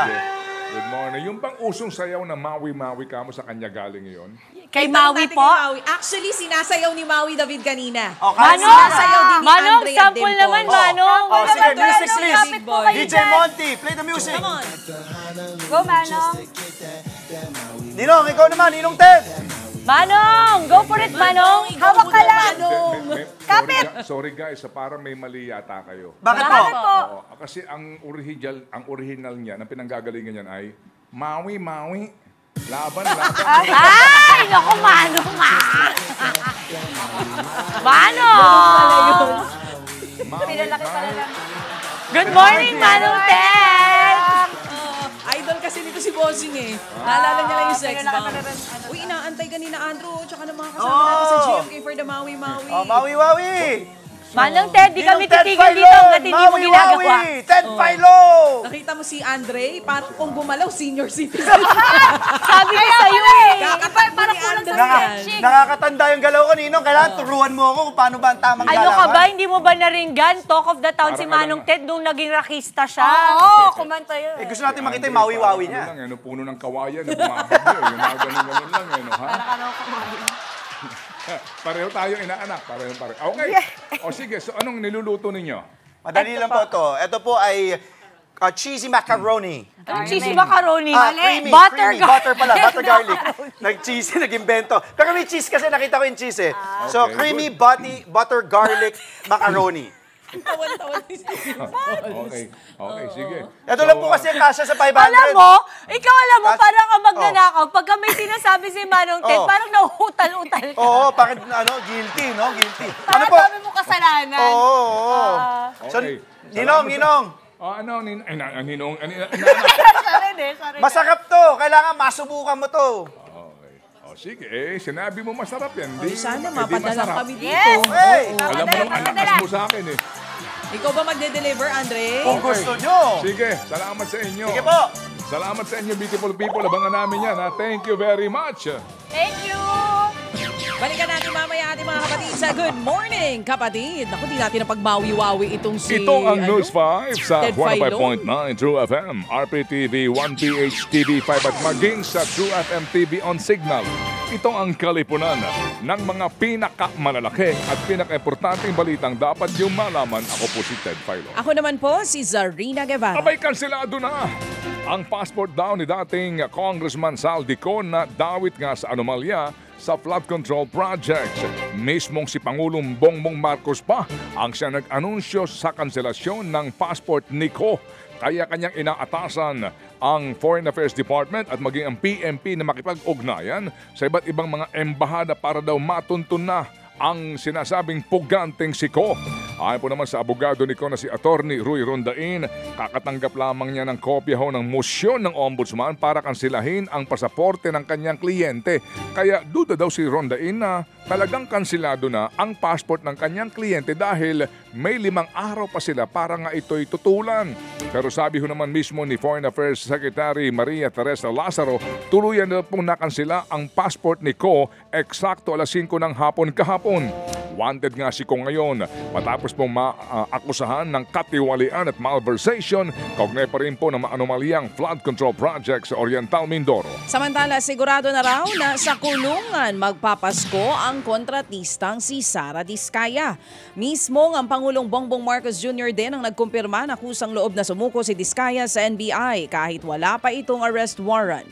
Naharap po si Sara Diskaya sa kasong graft at malversation kaugnay ng 96.5 million pesos na flood control project sa Davao Occidental. Hindi naman kasama ni Sara ang asawang si Curly Diskaya na kasalukuyang hawak naman ng Senado. Gagawin daw nila ang lahat para mabasura ang kaso. Ayon naman kay Secretary Dizon, umpisa pa lamang ito at marami pang kakasuhan at makukulong. Sa ilang pang balita, pinunuho naman ng Commission on Audit ang higit na 1 bilyong pisong sobrang pondo ng MMDA. Sa 2024 COA report, 11.8 bilyong pesos ang natanggap ng alokasyon ng ahensya pero hindi raw nagastos ang higit ng 1 bilyong piso. Ayon pa sa COA, ito'y epekto raw ng mga delay sa mga proyekto nga po ng MMDA. Ang hindi raw po nagamit na pondo ay patunay na hindi epektibo ang implementasyon ng ahensya. Nangako naman po ang MMDA na maglalabas ng quarterly memo para po ma-monitor ang kanilang mga proyekto. Samantala, pinupuna ngayon ang Mala World Tour na 2 buwang biyahe sa ibang bansa ni Davao City Congressman Paulo Polong Duterte. Base po sa hiling niyang travel clearance kay House Speaker Bogie D, lumalabas na balak niyang bumisita sa 17 lugar sa iba't ibang mga bansa. Kabilang po dyan ang ilang bansa sa Asia, Europa at maging sa Amerika. Target niyang umalis simula po sa December 15, 2025 hanggang February 20, 2026. Ang gate ni Polong, personal travel ito at sarili niyang gastos. Sabi naman ng Malacanang, bahala na ang kongresista kung gusto niyang mag-around the world. Pero paalala lamang daw, dapat inuuna ng mga mambabatas ang kanilang katrabaho o trabaho. Kaya bahala na raw magpaliwanag si Pulong kung bakit siya mawawala ng 2 buwan. Pati tuloy ang ibang kasamahan niya sa Kamara binatikos ang biyahe ni Polong Duterte. Ano ba siya, kinatawan ng distrito o Miss Universe? Huwag naman pahintulutan yan kasi tingin rin ng publiko, abuso ito eh. Yan nga po ang tinig ni ACT Teachers Congressman Antonio Tinio. Sa iba namang mga balita, pinuna ng Malacanang ang payo ni Senador Robin Padilla na magtago na lamang si Senador Bato de la Rosa. Una ho kasing sinabi po ng Senador na huwag daw sanang magpahuli sa banyaga si Senador Bato de la Rosa. Sakali nga pong totoo ang balitang naglabas na po ng arrest warrant ang ICC. Giit ng palasyo, hindi dapat pinapayuhan ni Padilla si Bato na magtago dahil dapat itong sumunod sa batas. Halos 1 buwan na pong absent ngayon si Bato sa Senado. Mula yan nang sabihin po ni Ombudsman Boying Remulla noong pong Nobyembre na meron na siyang unofficial copy ng arrest warrant ni De La Rosa. Pero hanggang ngayon ay wala pa rin pong kumpirmasyon ang mismong ICC kung meron nga pong arrest warrant. Wala din pong informasyon ang PNP kung nasaan na ang senador na huli nakita sa Pampanga ayon mismo sa Ombudsman. Sugatan pong isang babae matapos ma-hit and run ng isang kotse dyan naman sa Santa Maria sa Bulacan. Sa video, makikitang mabilis ang takbo ng kotse nang masalpok nito ang pedicab na sinasakyan ng biktima. Tumilapon sa kalsada ang babae, humarurot naman palayo ang nakabanggang kotse. Natanggal naman ang plaka ng kotse kaya natukoy ang may-ari nito na napag-alamang residente ng Makati. Ayon sa kamag-anak ng may-ari ng kotse, hindi pa ito umuuwi mula nang mangyaring disgrasya. Sasampahan po ng reklamong physical injury at damage to property ang tinutugis na driver. Patuloy namang nagpapagaling sa ospital ang biktima. Isinailalim po naman sa DNA test at autopsy ang bangkay ng lalaking tumambad sa dalampasigan po sa Kabusaw, Camarines Sur. Ayon sa damit at pustiso na nakuha ay hinihinalang ang bangkay ay si Marfe Hufancia, ang suspect sa pagpatay sa magkapatid na babae sa Naga City. Live-in partner po ng biktima si Claudette Divina Gracia si Hufancia. Ayon sa investigasyon, napag-alaman po ni Claudette na pamilyado po pala si Hufancia, kaya nagbalak ang biktima na hiwalayan po ito at inutusan niya ang kapatid na si Claudine na mag-empake. Pero naabutan nga sila ng suspect at pinagsasaksak. Sa ngayon po nakaburol na ang magkapatid. Patay naman ang isang lalaki matapos atakihin ng buhaya sa bayan po ng Balabac dyan sa Palawan. Base sa investigasyon, nangunguha ng agar-agar o seaweeds ang biktima nang umatake ang buhaya. Agad naman siyang tinulungan ng kanyang bayaw kaya siya nabitawan ng buhaya. Yun nga lang sa ulo na sugatan ng biktima kaya agad po itong nasawi. Nagpaalala ang Palawan Council for Suitable Development sa mga residente na iwasan munang lumusong sa dagat sa gabi dahil breeding season na ngayon ng mga buhaya. Sa dagat ito? Yun nga ang sinasabi. Sa dagat, ayan, no? Hindi sa sa tubig ng tabang, ano? Sa dagat mismo. Talaga naman itong mga buaya, no? Ay, nako. Sige. Nakaligtas po naman ang isang babae at mga alaga niyang aso sa nasunog na gusali sa Mandaue City, Cebu. Sa video nga po ay makikita pang nasa 2 palapag ang isang babae nang ihagis niya ang 2 aso para saluhin ng mga bumbero at mga residente. Ligtas ho naman na naibaba ang mga alaga ng babae. Inilipat ho naman ng mga bumbero ang hagdan sa babae kaya nakalabas po at nakababa rin po sa kinalaunan. Problema po sa electrical wiring ang nakikitang posibilidad na dahilan nga po ng sunog sa naturang building. Samantala, sinalakay po ng Philippine Drug Enforcement Agency o PDEA ang bahay na ginagawa daw sa Bulab, dyan po sa Binangonan sa Rizal. Tumambad ang iba't ibang kemikal na ginagamit sa paggawa ng droga. Inaalam pa ang kabuuang halaga ng mga ito. Hindi naman naabutan sa lugar ang 3 drug suspect na nagpapatakbo daw ng Shabulab. Ayon sa PDEA, isang organized group na pinangungunahan ng mga dayuhan ang nagpapatakbo ng Shabulab. Sa ating mga balitang pang-consumer at kalakalan, dumami po ang Pilipinong alang trabaho noong Oktubre. Sa datos nga po ng PSA na itala po sa 5% ang unemployment rate noong pong Oktubre. Ito po ay katumbas ng 2.54 milyon ng mga Pilipinong alang trabaho. Mas mataas nga ito kumpara sa 1.96 milyon o 3.8% na unemployment rate na naitala nung buwan ng Setyembre. Paliwanag po ng PSA, dumami kasi ang pumasok sa labor force o yung pong mga aktibong naghahanap ng trabaho. Yun nga lang, hindi lahat ay pinagpala. Kasabay niyan, tumaas din po ang underemployment sa 12%. Ibig sabihin, nasa 5.81 milyon na mga Pilipino ang naghahanap pa rin po ng karagdagang kita para nga sa dagdag kita. Mas mataas na ito kumpara sa 5.52 milyon o 11.1% underemployment rate noong pong buwan ng Setyembre. Plano naman ng DPWH na simulan ng unti-unting pagkumpuni sa EDSA sa Enero 2026. Paliwanag po ni DPWH Secretary Vince Dizon, wala pa sa plano ang malawakang rehabilitasyon ng EDSA. Pero aayusin na raw nila ang ilang bahagi ng EDSA simula nga po sa susunod na taon. Maalalang iniurong ng Pangulo sa taong 2026 o sa unang bahagi ng 2027 ang EDSA rehabilitation. Sa ngayon, pinag-aaralan na raw ng DPWH kung paano pabababain ang gastusin ng gobyerno sa pagsasaayos ng EDSA. Makikipagpulong po naman daw ang LTFRB sa mga transport network company sa gitna pa rin po ng mga reklamo laban po sa surge pricing sa mga ride-hailing app. Nangyayari pong surge fare kapag humataas ang demand o sobrang dami po ng pasahero pero kakaunti ang available na TNVS unit. At ngayong nga pong Kapaskuhan ay hindi po lamang pasensya ng mga commuters ang nasusubok dahil sa dami ng pasahero at bumabiyahe. Pahirapan nga po ang pagsakay kaya mapapadagdag gastos sa mataas na pamasahe lalo na po sa mga ride-hailing service. Sa programang ito, sinabi po ni DOTR Secretary Giovanni Lopez na aalamin ng ahensya ang mekanismo at basihan ng mga kumpanya para nga sa pagpapatupad ng fare surge. Aalamin din po kung nakikinabang ba talaga dito ang mga mismong TNVS drivers. Nag-utos na rin po ako kay sa LTFRB po kay Chairman Vigor na dalawang bagay po, to defer the surge pricing during holiday season kung kakailangan ng pag-aralan mabuti or to cancel it altogether.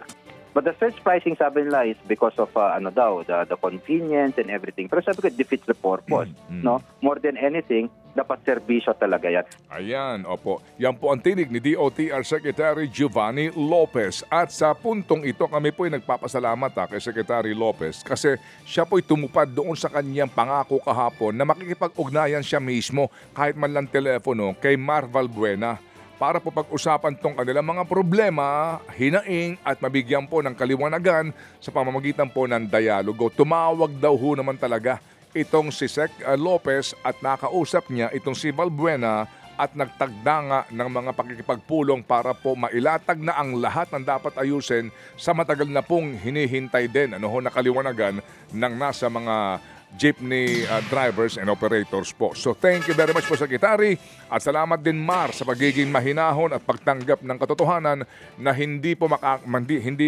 maaayos yan ng puro na lamang welga. Talagang kinakailangan din pong kausapin mismo ang gobyerno kasi po gobyerno ang tutugon sa inyo pong mga reklamo bagamat kung hindi kayo nagwelga, hindi rin po sila aaksyon. So pero tama na po yung ganun pong haba lamang po ng welga kasi nga in the end ang nagsasakripisyo ay ang mga pobreng commuters. So salamat po na marami Sec Lopez sa inyong pag-aksyon. Hindi pala Secretary. Oo, Secretary ito. Okay. DOTR Secretary Giovanni Lopez. Okay, sa ibang balita pa, ito naman, mayroon ngang libreng sakay sa LRT at MRT ang DOTR para sa iba't ibang sektor sa mga susunod na araw. Sa unang araw po ng 12 Days of Christmas ng DOTR sa December 14, mga senior citizen ang makakasakay ng libre sa LRT 1, LRT 2 at maging sa MRT 3. Kinabukasan mga estudyante naman na ang libre. Susundan naman yan ang libreng sakay para sa mga OFW at sa kanilang pamilya sa December 16. Kasunod po niyan ang mga guro at health workers sa December 17. Mga PWD at lalaking pasahero naman sa December 18. Government employees sa December 19 habang sa December 20, mga babaeng pasahero naman ang may libreng sakay. Kinabukasan may libreng sakay para sa mga pamilya. Sa December 22, makakalibre naman ang sakay ang mga solo parents at miyembro ng LGBTQ community. Pero paano nila papatunayan yun? Oo, yan ang sabi. Susundan naman ito ng libreng sakay para sa mga empleyado ng pribadong sektor at maging ng mga kasambahay. Sa bisperas po ng Pasko, mga uniform personnel at kanilang mga pamilya ang makakalibre. Pagdating naman ng mismong araw ng Pasko, libre ang sakay para sa lahat ng Pilipino. Ayan, libre po ang sakay. So sigurado ako, libre din po ang sakay dyan ng mga gusto magsenador.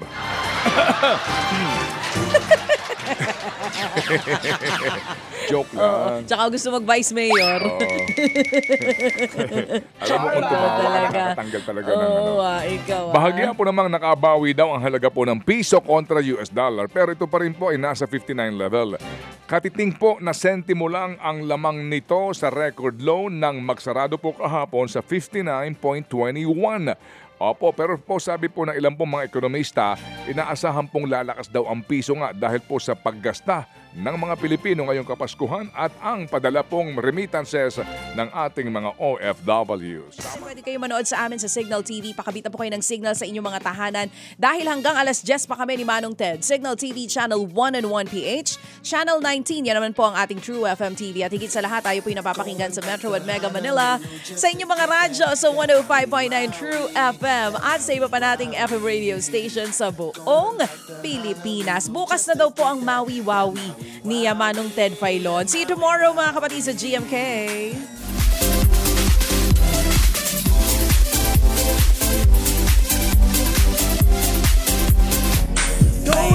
Buksan na natin.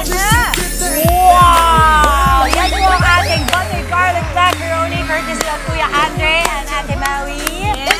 Thank you, Manong Ted and DJ Chacha. Yan na, lalagyan na lang. Mama Chiki will put the parsley on top. Yes, beautiful. Ang budget po. Wawi, diba? Macaroni. Cheese macaroni. Mama, ang budget nito, 100 lang para sa 2 servings na. So, kung 4 kayo, 200 lang yun. Meron pa kayong chance na manalo na. Wala na ibang chance. Okay. So, tingnan mo, Mama, ang sarap niyan kasi... Gusto ko yan, yung malutong. You like the tutong? I love that. Oo.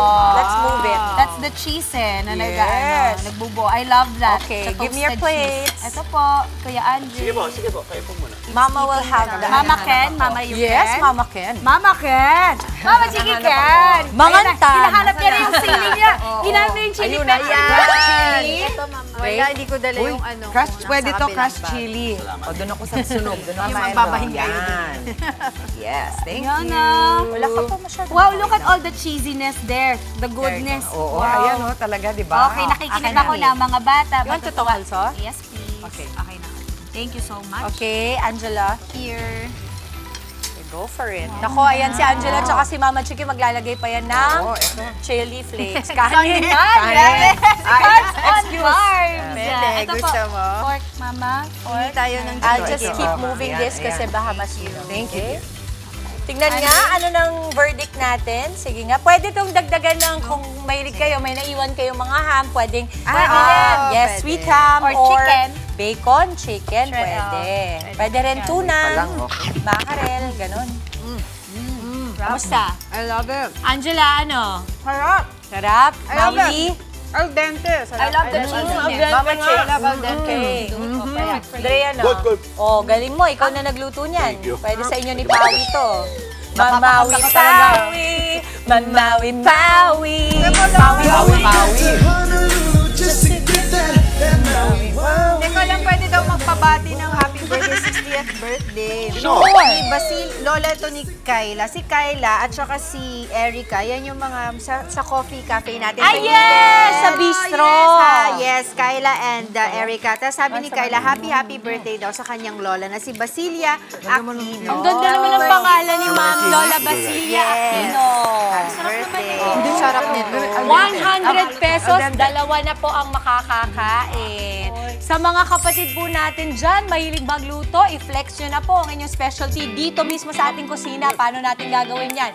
I-comment ninyo, i-private message po ninyo sa atin dito sa Good Morning Kapatid, Facebook page natin ang inyong special recipe. Ibibida namin kayo at ang inyong pong recipe dito sa aming kusina, kaya go send nyo na. At i-save nyo na to. Alam mo, next time, magkaroon tayo ng idea, yung mga paborito ng mga artista, ng mga sikat, tsaka mga ano, yun ang lutuin natin. Tama. Diba? Yun ang gawin Kain po natin. tayo sa mga nag-aalmusal ngayong umaga. Nanay, tatay, Yes! good morning po kapatid. 7:06 po oras natin this Thursday. Sa Dear Dimples po, kilalanin ng atin na nagtaguyod sa pamilya at ngayon, isang nurse midwife na patuloy na lumalaban. At sa morning biyahe, buskers sa mga linya ng tren, pampawala ng init ng ulo para sa mga commuters. Abangan ang jamming session sa MRT 3 Cubao Station kasama ang ating traffic dito, Monty Lopez. Ganun ba yun? Marami pa tayo pang Pag-Good Vibe this morning. Kasama pa rin ang inyong fave morning kasalo ang Good Morning Kapatid!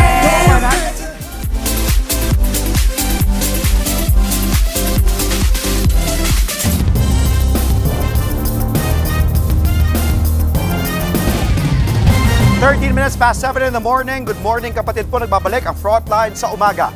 Diretso sa kulungan ang babaeng kumukuha lang ng police clearance sa Quezon City. Natuklasan kasing may nakabinbin palang arrest warrant laban sa kanya dahil sa kasong pagnanakaw. Nasa Frontline ng balitang yan si Hannibal Talete. Ikaw ay may karapatang manahimik at magsawalang tibok. Kukuha lang dapat ng police clearance para mag-apply ng single parent ID ang babaeng ito sa Quezon City. Pero inaresto siya ng mga pulis. Napag-alaman kasing may nakabinbin siyang warrant of arrest para sa kasong pagnanakaw. Ayon sa mga pulis, taong 2022 pa, lumabas ang arrest warrant.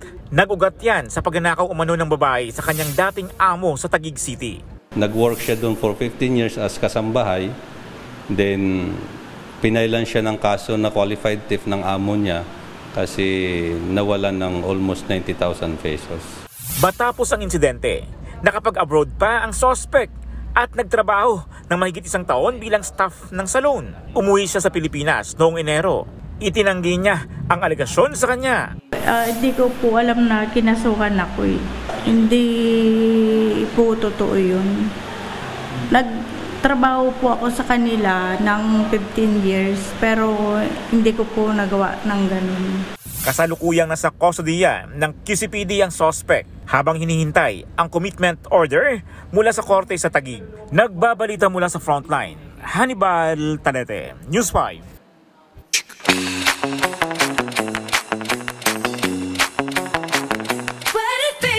Hindi kompleto ang Pasko kapag walang umaawit ng Christmas carols. Kaya naman sa MRT 3 stations, mas pinasaya ang pagsalubong sa Pasko dahil sa mga live busker na tumutugtog sa gitna ng rush hour at makikijam ang ating traffic Tito Monty Lopez live mula sa MRT 3 Cubao Station. Tito Monty, sige, yan yung mga jam na gusto namin, hindi traffic jam.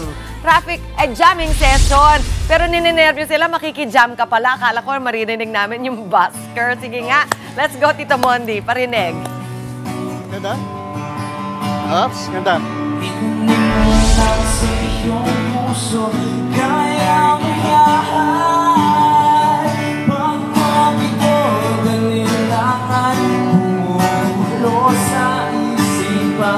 Mga pagsubok lamang yan, huwag mong itigil ang laban. Huwag mong isuko at yung labanan. Huwag mong isuko at yung labanan. Yeah! Live na live sa MRT Cubao. Yuen ang taas ng mga kapatid namin, Chiki. Yuen, good morning. Ang hirap pala kumita sa MRT station. Yuen, ito, unang tanong, bakit dito sa MRT mo naisip mag-busking? Dahil nga po, isa sa rin po sa mga busker rin po around Cubao Station. Since na-open po yung MRT line po, na bigyan kami ng opportunity na makatugtog sa mga, di lang po sa Cubao, buong MRT station po. Correct. Tapos kasi mga busker, madalas nakikita namin ito sa mga malls, sa resto. Pero ikaw, Trent, anong naitutulong nito sa mga commuter natin? Binibigyan namin po siya ng konting pampalamig sa ulo dahil nga po, minsan sa holiday seasons, dahil medyo hectic ang ating mga pamasahe, ganun, and sa mga work natin. So, bibigyan natin ng konting palamig sa ulo para good mood sila sa mga papupunta nila. Bibigyan namin ng, tatanungin lang namin, song request po, ganun. Pwede na. Or medyong magandang umaga lang po sa inyo. Yuen, kapag mahaba yung pila, anong tugtog madalas na pinipili mo? More on upbeat songs. Upbeat talaga. May sample ka yan? Mga... Anong upbeat yan? Halimbawa, G... Siya, nagpila ko. Ang tagal naman. Ang haba ng pila dito. Paano music natin dyan pag ganyan? Yan, minsan, ulad, River Maya, mga eraser. Ay, so talaga. Okay. Bigyan po ng konting smile. Sakto, sakto. Tapos ito, Yuen, balita ako, bukod dito sa Cubao, meron sa lahat ng station talaga ng MRT. At chichismis ko din sa'yo. Isa raw ang Cubao sa mga galante, mga communities na nagbibigay ng mga tip sa basket natin. At eto pa, meron pa daw yata, di ba, sa show at sa Ortigas. Yes po. So, kumusta naman sila pag nagbibigay sila ng tips sa'yo? Grabe po talaga. Parang blessing lang po talaga ng dumadating. Para po silang mga langgam ng mga tao. Tapos parang blessing lang po. Talagang kusa lang po sila nagbibigay rin po. Oh, speaking of pagbibigay, may bibigay din ako sa'yo, Yuen. Eto, bunot ka sa akin. Bunot. Pero bago ka pala bumunot, kung kumakanta ka, pinakanta mo ko, sayo ka na ng konti. Sundan mo lang ako. 1, 2, 3, go. 1, 3, pata ko. Mas madali kasi sa kumanta. Ayan, Yuen, eto na. Bunot ka sa akin, bunot. Ayan. Habang bubunot ka, Yuen. Oh, di ba? 100 pesos at Yuen. Baka gusto mo rin mag-promote sa mga kasama natin sa Basking Community PH dito. Hello po. So, we're from the Basking Community PH na mula sa kalsada para sa kalsada. Makikita nyo kami sa mga malls, sa mga parks, etc. And ngayon sa MRT stations po. And mag-promote ka rin page. Social media mo, sige ako lang. UN_music on Instagram and TikTok. And UN naman po sa Facebook and YouTube. Yuen, ang dami mo binati, bawin ko na kay 100. Eto, Yuen, bago tayo natin iwanan mga kapatid natin, baka pwede man pa Christmas Carol dyan. Ay, sige lang po. Merry Christmas po mga kapatid. Yuen, live na live sa MRT Cubao. Okay, so jingle bell sa inyong lahat po. Eto na.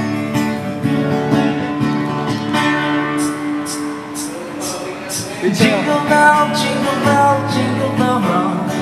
Jingle bell chime and jingle bell town. Dancing and prancing, jingle bell square. In the frosty air, what a bright time. It's the right time to melt the night away. Jingle bells out, swear it's time to go gliding on a one-horse sleigh.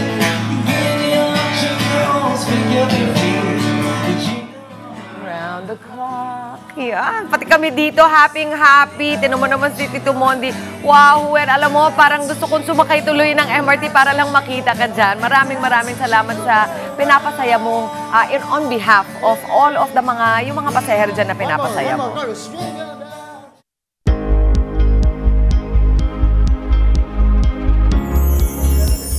Hindi nga po dapat baliwalain ang sakit sa tenga, lalamunan at pagbabara ng ilong. Yan po ang isinusulong natin ngayong Ear, Nose, Throat o ENT Consciousness Week. Ang ilang tips po para pangalagaan yan, panoorin natin. Likas na matiisin ang mga Pilipino. Kaya kapag may nararamdamang pananakit sa tenga, sore throat o baradong ilong, madalas binabaliwala lang natin ito. Pero kung may problema sa ear, nose at throat o ENT, apektado nito ang buong estado ng katawan. Malaki ang epekto ng malamig na panahon sa mga problema sa ENT.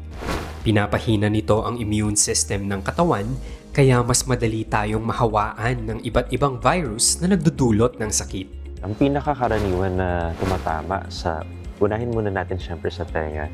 First and foremost, yung infection sa ears, yung acute otitis media, yung middle ear, impacted cerumen or earwax, yung swimmer's ear or acute otitis externa or inflammation or pamamaga ng ating labas na bahagi naman ng tenga. Pagdating naman sa ilong, syempre madalas dito sa Pilipinas, yung sinusitis or common colds also.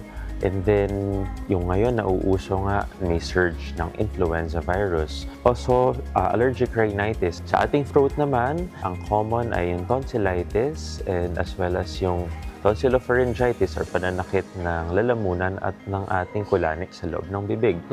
Laryngitis, which is pamamaga din also ng ating voice box. Meron din yung tinatawag naming laryngopharyngeal reflux disease wherein nagkakaroon ng acid reflux from ating sikmura pataas ng ating lalamunan. Ano nga ba yung mga senyales na dapat bantayan ng ating mga kapatid para malaman, Dok, kung seryoso nga ba yung ENT problem nila? Mataas ang aming suspicion, lalo na kung may importance sa time and severity. Like for example, kung sudden yung hearing loss, also ng pagkawala ng balanse. Okay, lalo na yung mga tao na nagsusuka na din. Sa nose naman natin, kadalasan kapag meron tayong cough or colds na untreated for about 1 to 2 weeks.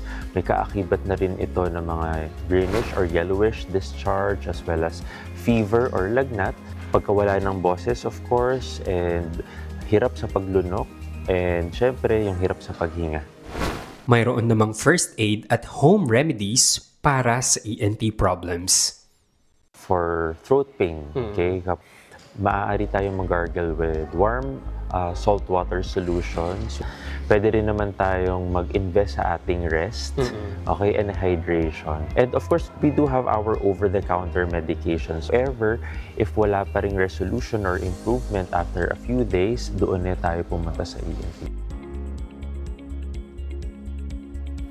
Ayan mga kapatid, at mamaya naman po sa Spotlight On, isang maagang heartfelt performance ang ihahatid sa atin ng award-winning rising artist na si Ila. Sa Dear Dimples, isang ate na hindi sumuko sa buhay, ang kwento ng nurse midwife na breadwinner i-share namin maya-maya. Huwag na wag po kayong alis mga kapatid, magbabalik pa po ang inyong paboritong morning kasalo. Ito ang Good Morning Kapatid!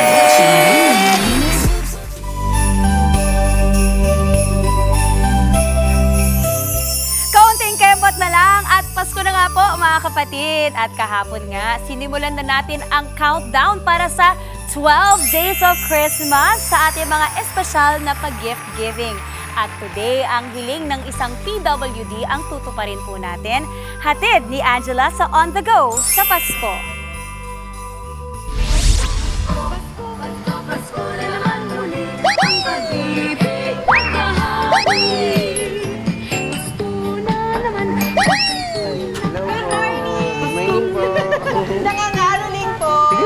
Ako po si Angela Lagunsad Castro from Good Morning Kapatid. Ako naman po si Nathaniel Felix Sagan. Good morning kapatid. Kuya Nathaniel, ayan. Makikipasok po. Yan, ako. I-istorbohin muna kita, guguluhin muna kita sa iyong tirahan. Magandang umaga muli, di ba? Morning po. Oo, so dito po kayo nakatira? Dito po ako pansamantalang nanunuluyan kasi nakikita na lang po ako sa kababata. Okay. Dati po, saan kayo nakatira? Dati po, kung saan lang po ako abutin sa mga fast food chain. Yun, mahal po kasi upa dito sa Manila, kaya mas pinili ko na lang po sa fast food chain. So nakikitulog ka sa mga fast food chain? Na 24 hours. Dito po kayo natutulog? Dito po. Ako nag-ibig na sarili ko umupo. Walang upuan eh. Okay lang. Yan ang masaya dito, di ba? At least mga ano pa tayo dito. Anyway, kamusta po kayo? Okay naman po yung biyahe. Kumbaga ramdam na rin po yung Christmas peak ng biyahe po. Ano po bang trabaho niyo, Kuya Nathaniel? Bali, isa po akong freelance on-call delivery rider and grab rider din po. Pero kung okay lang po, ano po ba nangyari sa atin? Ano po yung condition niyo po? Inborn. Consider po siya as orthopedic disability. Hindi po siya parang na-develop. Okay, so pero paano po yan? Kayo po, bakit po pagiging rider ang naging trabaho po ninyo? Di po ba kayo nahihirapan? Mahirap po, pero na-enjoy ko po kasi nakakapunta po ako sa iba't ibang mga lugar na hindi ko napupuntahan. Ito po kasing trabaho na to, yung hindi ko naramdaman yung discrimination. Other kapag nag-a-apply ka, pag nakita na PWD ka, lagi sasabihin, tatawagan ka, pero hindi naman natutuloy. Bilang isang miyembro ng PWD community at ikaw ay nagtatrabaho bilang isang rider, baka pwede mong i-share sa amin yung pang-araw-araw na laban mo sa buhay, di ba? Tawag dito, bago lumabas ng bahay, unang-una mananalangin sa Panginoong Diyos na ingatan ka sa buong biyahe mo sa araw. And then, habaan yung pasensya sa daan, hindi lahat makakasundo mo. And lagi ko sinasabi sa sarili ko, kapag masaya ako nga alis ng bahay, dapat masaya din akong uuwi. Para hindi ko nadadala yung stress sa labas, pauwi ng bahay. Okay, so ngayong malapit na po ang Pasko, Kuya Nathaniel, ano po ba yung pinakahiling ninyo? Ang target ko po ngayong December kasi makabili po ng cellphone. Kasi tawag dito yung likod po kasi ng cellphone ko is nag-i-start na siyang masunog yung case. Naku, delikado yun. At napaka-importante ng isang telepono sa mga delivery rider na katulad mo dahil doon ka humahanap ng kliyente mo. Nag-i-start po ako 3 AM po ng madaling araw. Hanggang ano na po yun, alas 10 po ng gabi. Napakasipag naman pala talaga nito ni Kuya Nathaniel. Yan ang gusto natin, di ba, sa mga kapatid natin na kahit may hamon sa buhay, tuloy-tuloy lang, nagsisikap, lumalaban ng patas. Mula po sa Good Morning Kapatid, syempre ito po ang hiling ni Kuya Nathaniel na isang cellphone! Thank you po. Ay, happy ka ba? Hindi ko expected mo. Ito po, ayan. Thank you po. Ayan ang iyong cellphone. Thank you po. Maraming salamat po sa TV5 and sa Good Morning Kapatid kasi tinatarget ko po siya. Kumbaga, di ko alam kung kailan ko siya may-hit. Pero malaking tulong po to para yung tinatarget ko po para sa cellphone, mailaan ko na lang po para sa birthday ng tatay. Uy, kailan ba birthday ng tatay mo? December 25 po. December 25 din. Pero alam mo, Kuya Nathaniel, dahil alam ko na ang tatay mo ang iyong kasangga sa buhay, siya ang nagpalaki sa iyo. Alam ko kung gaano siya kaimportante para sa iyo. At birthday pa niya, mga kapatid, December 25. Talaga naman, what a coincidence. Sagot ko na rin. Sagot na rin ng Good Morning Kapatid Family ang regalo mo para sa kanya. Salamat. Okay, eto na! Another cellphone! Oo, kasi... Matutuwa si Mama. Masaya mo, hindi lang, kumbaga, delay lang po yung excitement kasi... I know. Dala po ng pagod and hindi po expected na may hit ko po yung target ko for this December. Alam mo mga kapatid, dito po sa personal, nakikita ko po medyo nangingilid-ngilid na po yung luha sa mga mata ni Kuya Nathaniel. And I'm sure hindi niya po ma-describe kung gaano po siya kasaya sa aming munting pamaskong handog. At syempre, mula po sa Good Morning Kapatid Family, yan ang aming bigay sa inyo. Maraming salamat na rin kay Riley Santiago na tumulong din sa amin sa pagbibigay sa inyo. Salamat okay? po. At Kuya, meron pa akong isa pa, not one. Hindi pa dalawa, pangatlo kung meron akong gustong ibigay din sa inyo mula sa Good Morning Kapatid Family. Tara, punta tayo sa labas. Lapag ko na lang po muna sige ito. po, hawakan niyo po. Ayan, okay. Ready na po ba kayo? Okay, close your eyes. Gusto ko ma-surprise talaga si Kuya Nathaniel. Dahan-dahan po. Sige po. Eto! Okay naman. Surprise! Munti! Ang ganda nito. Ang ganda nito, sir. Ayan. Wala, may gulong din. Oo, yan ang aming munting diba? Motor. That's right. Oo, ito po yung kailangan ko talaga. Padpad na yung gulong ko. Oo. Pwede nyo rin ipakabit dito sir sa shop namin. Hindi na po siya. Ay, silan din. Thank you po. May balaklava dito. Ayan, complete motor makeover package tayo, sir. Salamat po. Si sir ay mula sa Motor Shop ni Master. Motor Shop ni Master. Wish nyo lang sir, Motor Shop ni Master, Patero sa Mayapas. Isang hiling na naman ang ating natupad this morning hanggang sa susunod na On The Go sa Pasko. Back to studio muna. Good morning, kapatid. Thank you, Kuya Daniel. Thank you so much. Thank you.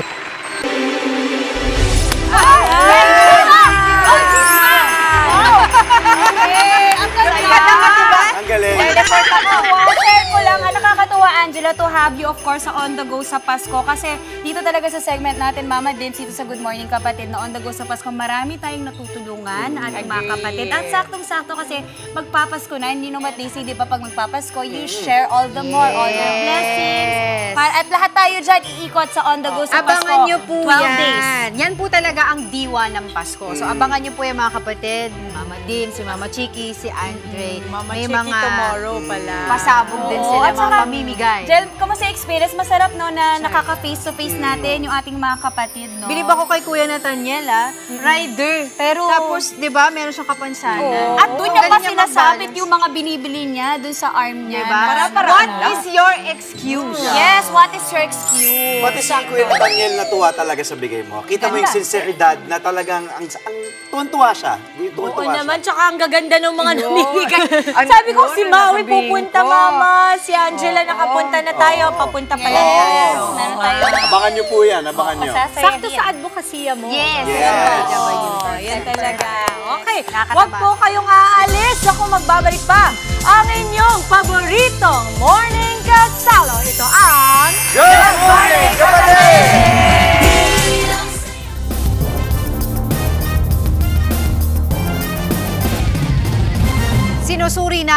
bangkay na tumambad sa Camarines Sur na pinaniniwala ang suspect sa pagpatay sa magkapatid sa Naga City. Narinig naman sa CCTV ang mga huling sandali ng mga biktima. Nasa frontline ng balitang yan si Gerard de la Peña. Ito ang kuha sa CCTV ng kapitbahay ng magkapatid na Claudine Kayla at Claudette Jane Divina Gracia sa Naga Camarines Sur. Walang kakaiba na may kita sa video, pero may maririnig na sigaw ng babae. Babala, sensitibo ang odyong ito.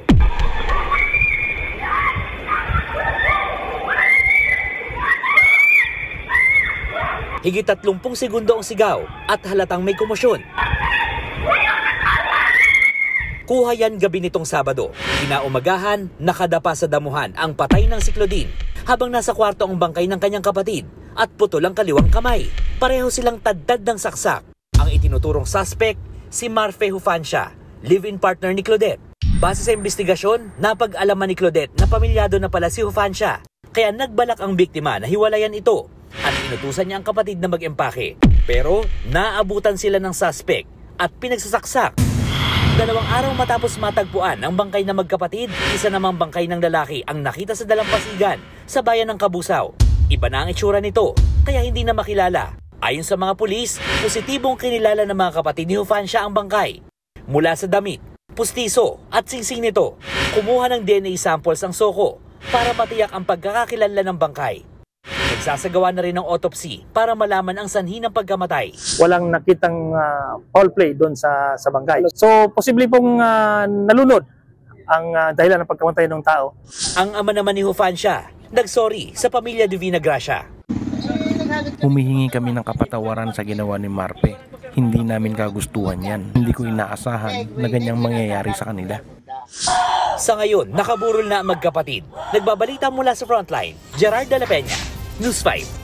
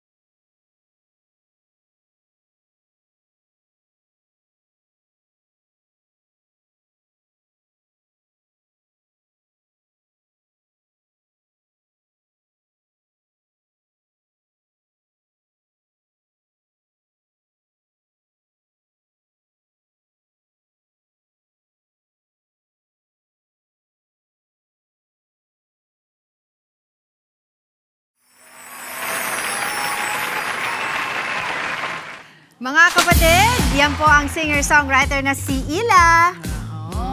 Ila!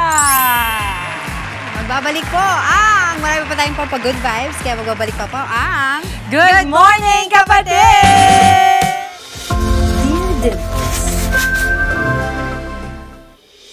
Ang breadwinner ay puso ng tahanan, tahimik na nagsusumikap para mabigyan ng seguridad at pag-asa ang mga mahal nila sa buhay. At ngayong umaga po, dito sa Dear Dimples, ito ang kwentong ibabahagi ng ating letter sender, Dear Dimples, ako po si Allison, 25 years old, dating working student at breadwinner ng pamilya. Habang nag-aaral ako, nawala ang mama ko, kaya ako ang tumayong ate at guardian ng aking mga kapatid.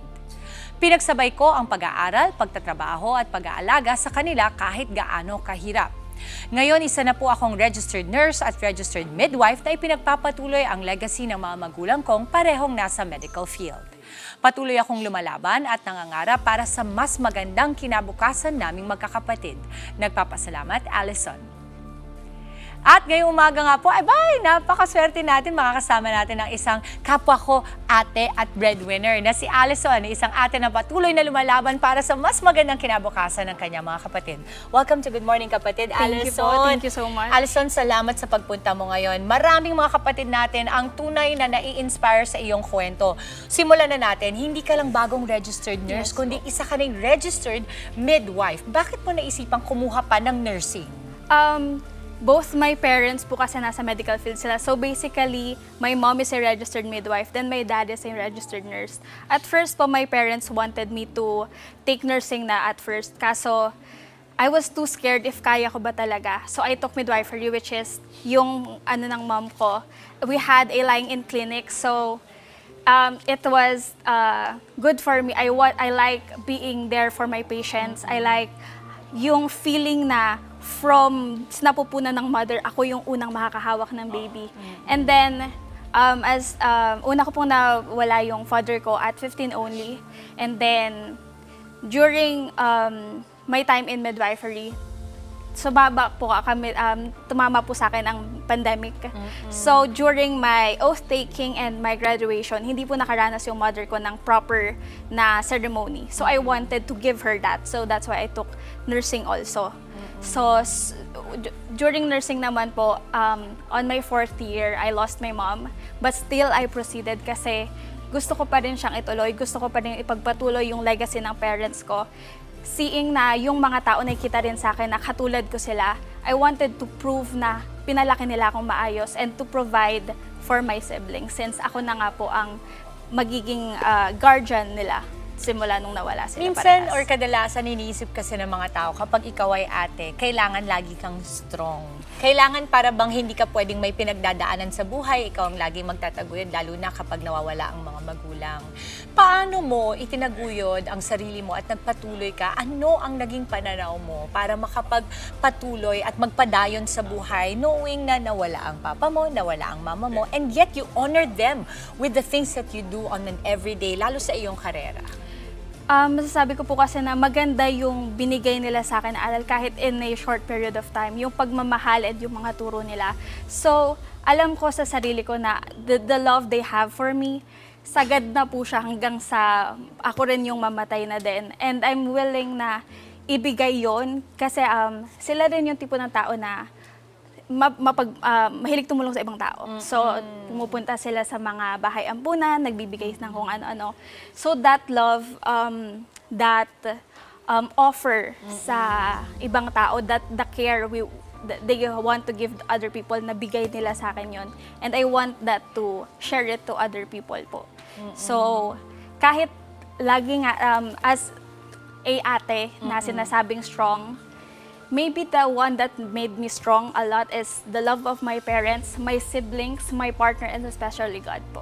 Ang ganda. Alam mo, Allison, napakarami ko pang katanungan, pero I will just say na meeting you just for a few minutes at narinig ka na ating mga kapatid, I'm so sure na marami silang natutunan sa'yo. But I want to know more. Any social media accounts we can follow you on? And plus, nandyan pa ba yung lying-in clinic ninyo? O iba na yung pinapasukan mo? Iba na po pinapasukan ko ngayon because medyo, pag nandun po kasi ako, naalala ko yung mother ko. That's right.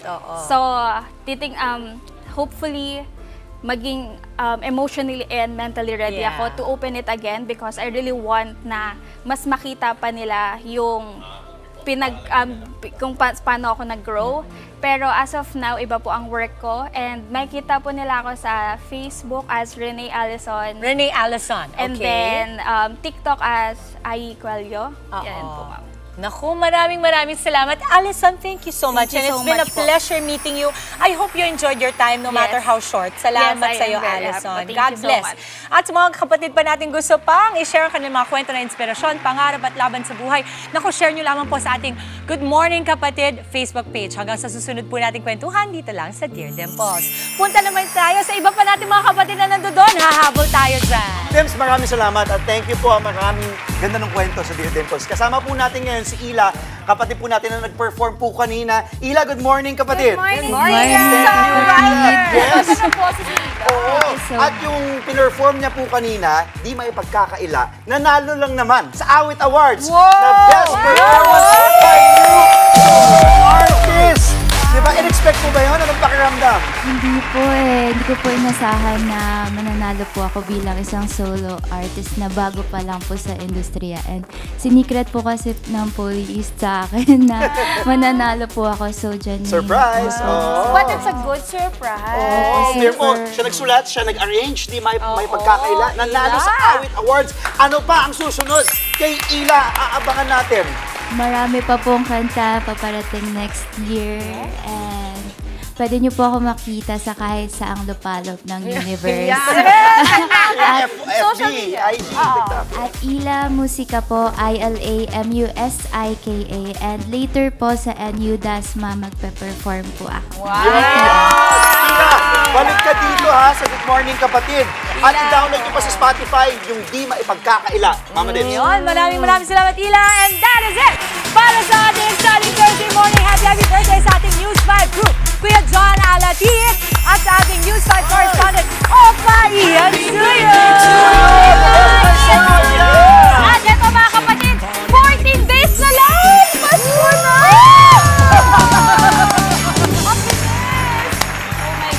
Ito na talaga. Yun. Kaya mga kapatid, tuloy-tuloy lamang sa pag-spread ng good vibes. Kaya para sa ating mga kids, more fun po tayo dahil sunod ng Little Princess Sarah and Dog of Flanders. Tumutok pa rin po mga kapatid sa mga weather updates. Magkita-kits pa rin tayo bukas. Mag-ingat po lagi. Yan ang paalala ng inyong paboritong kasalo sa umaga ay...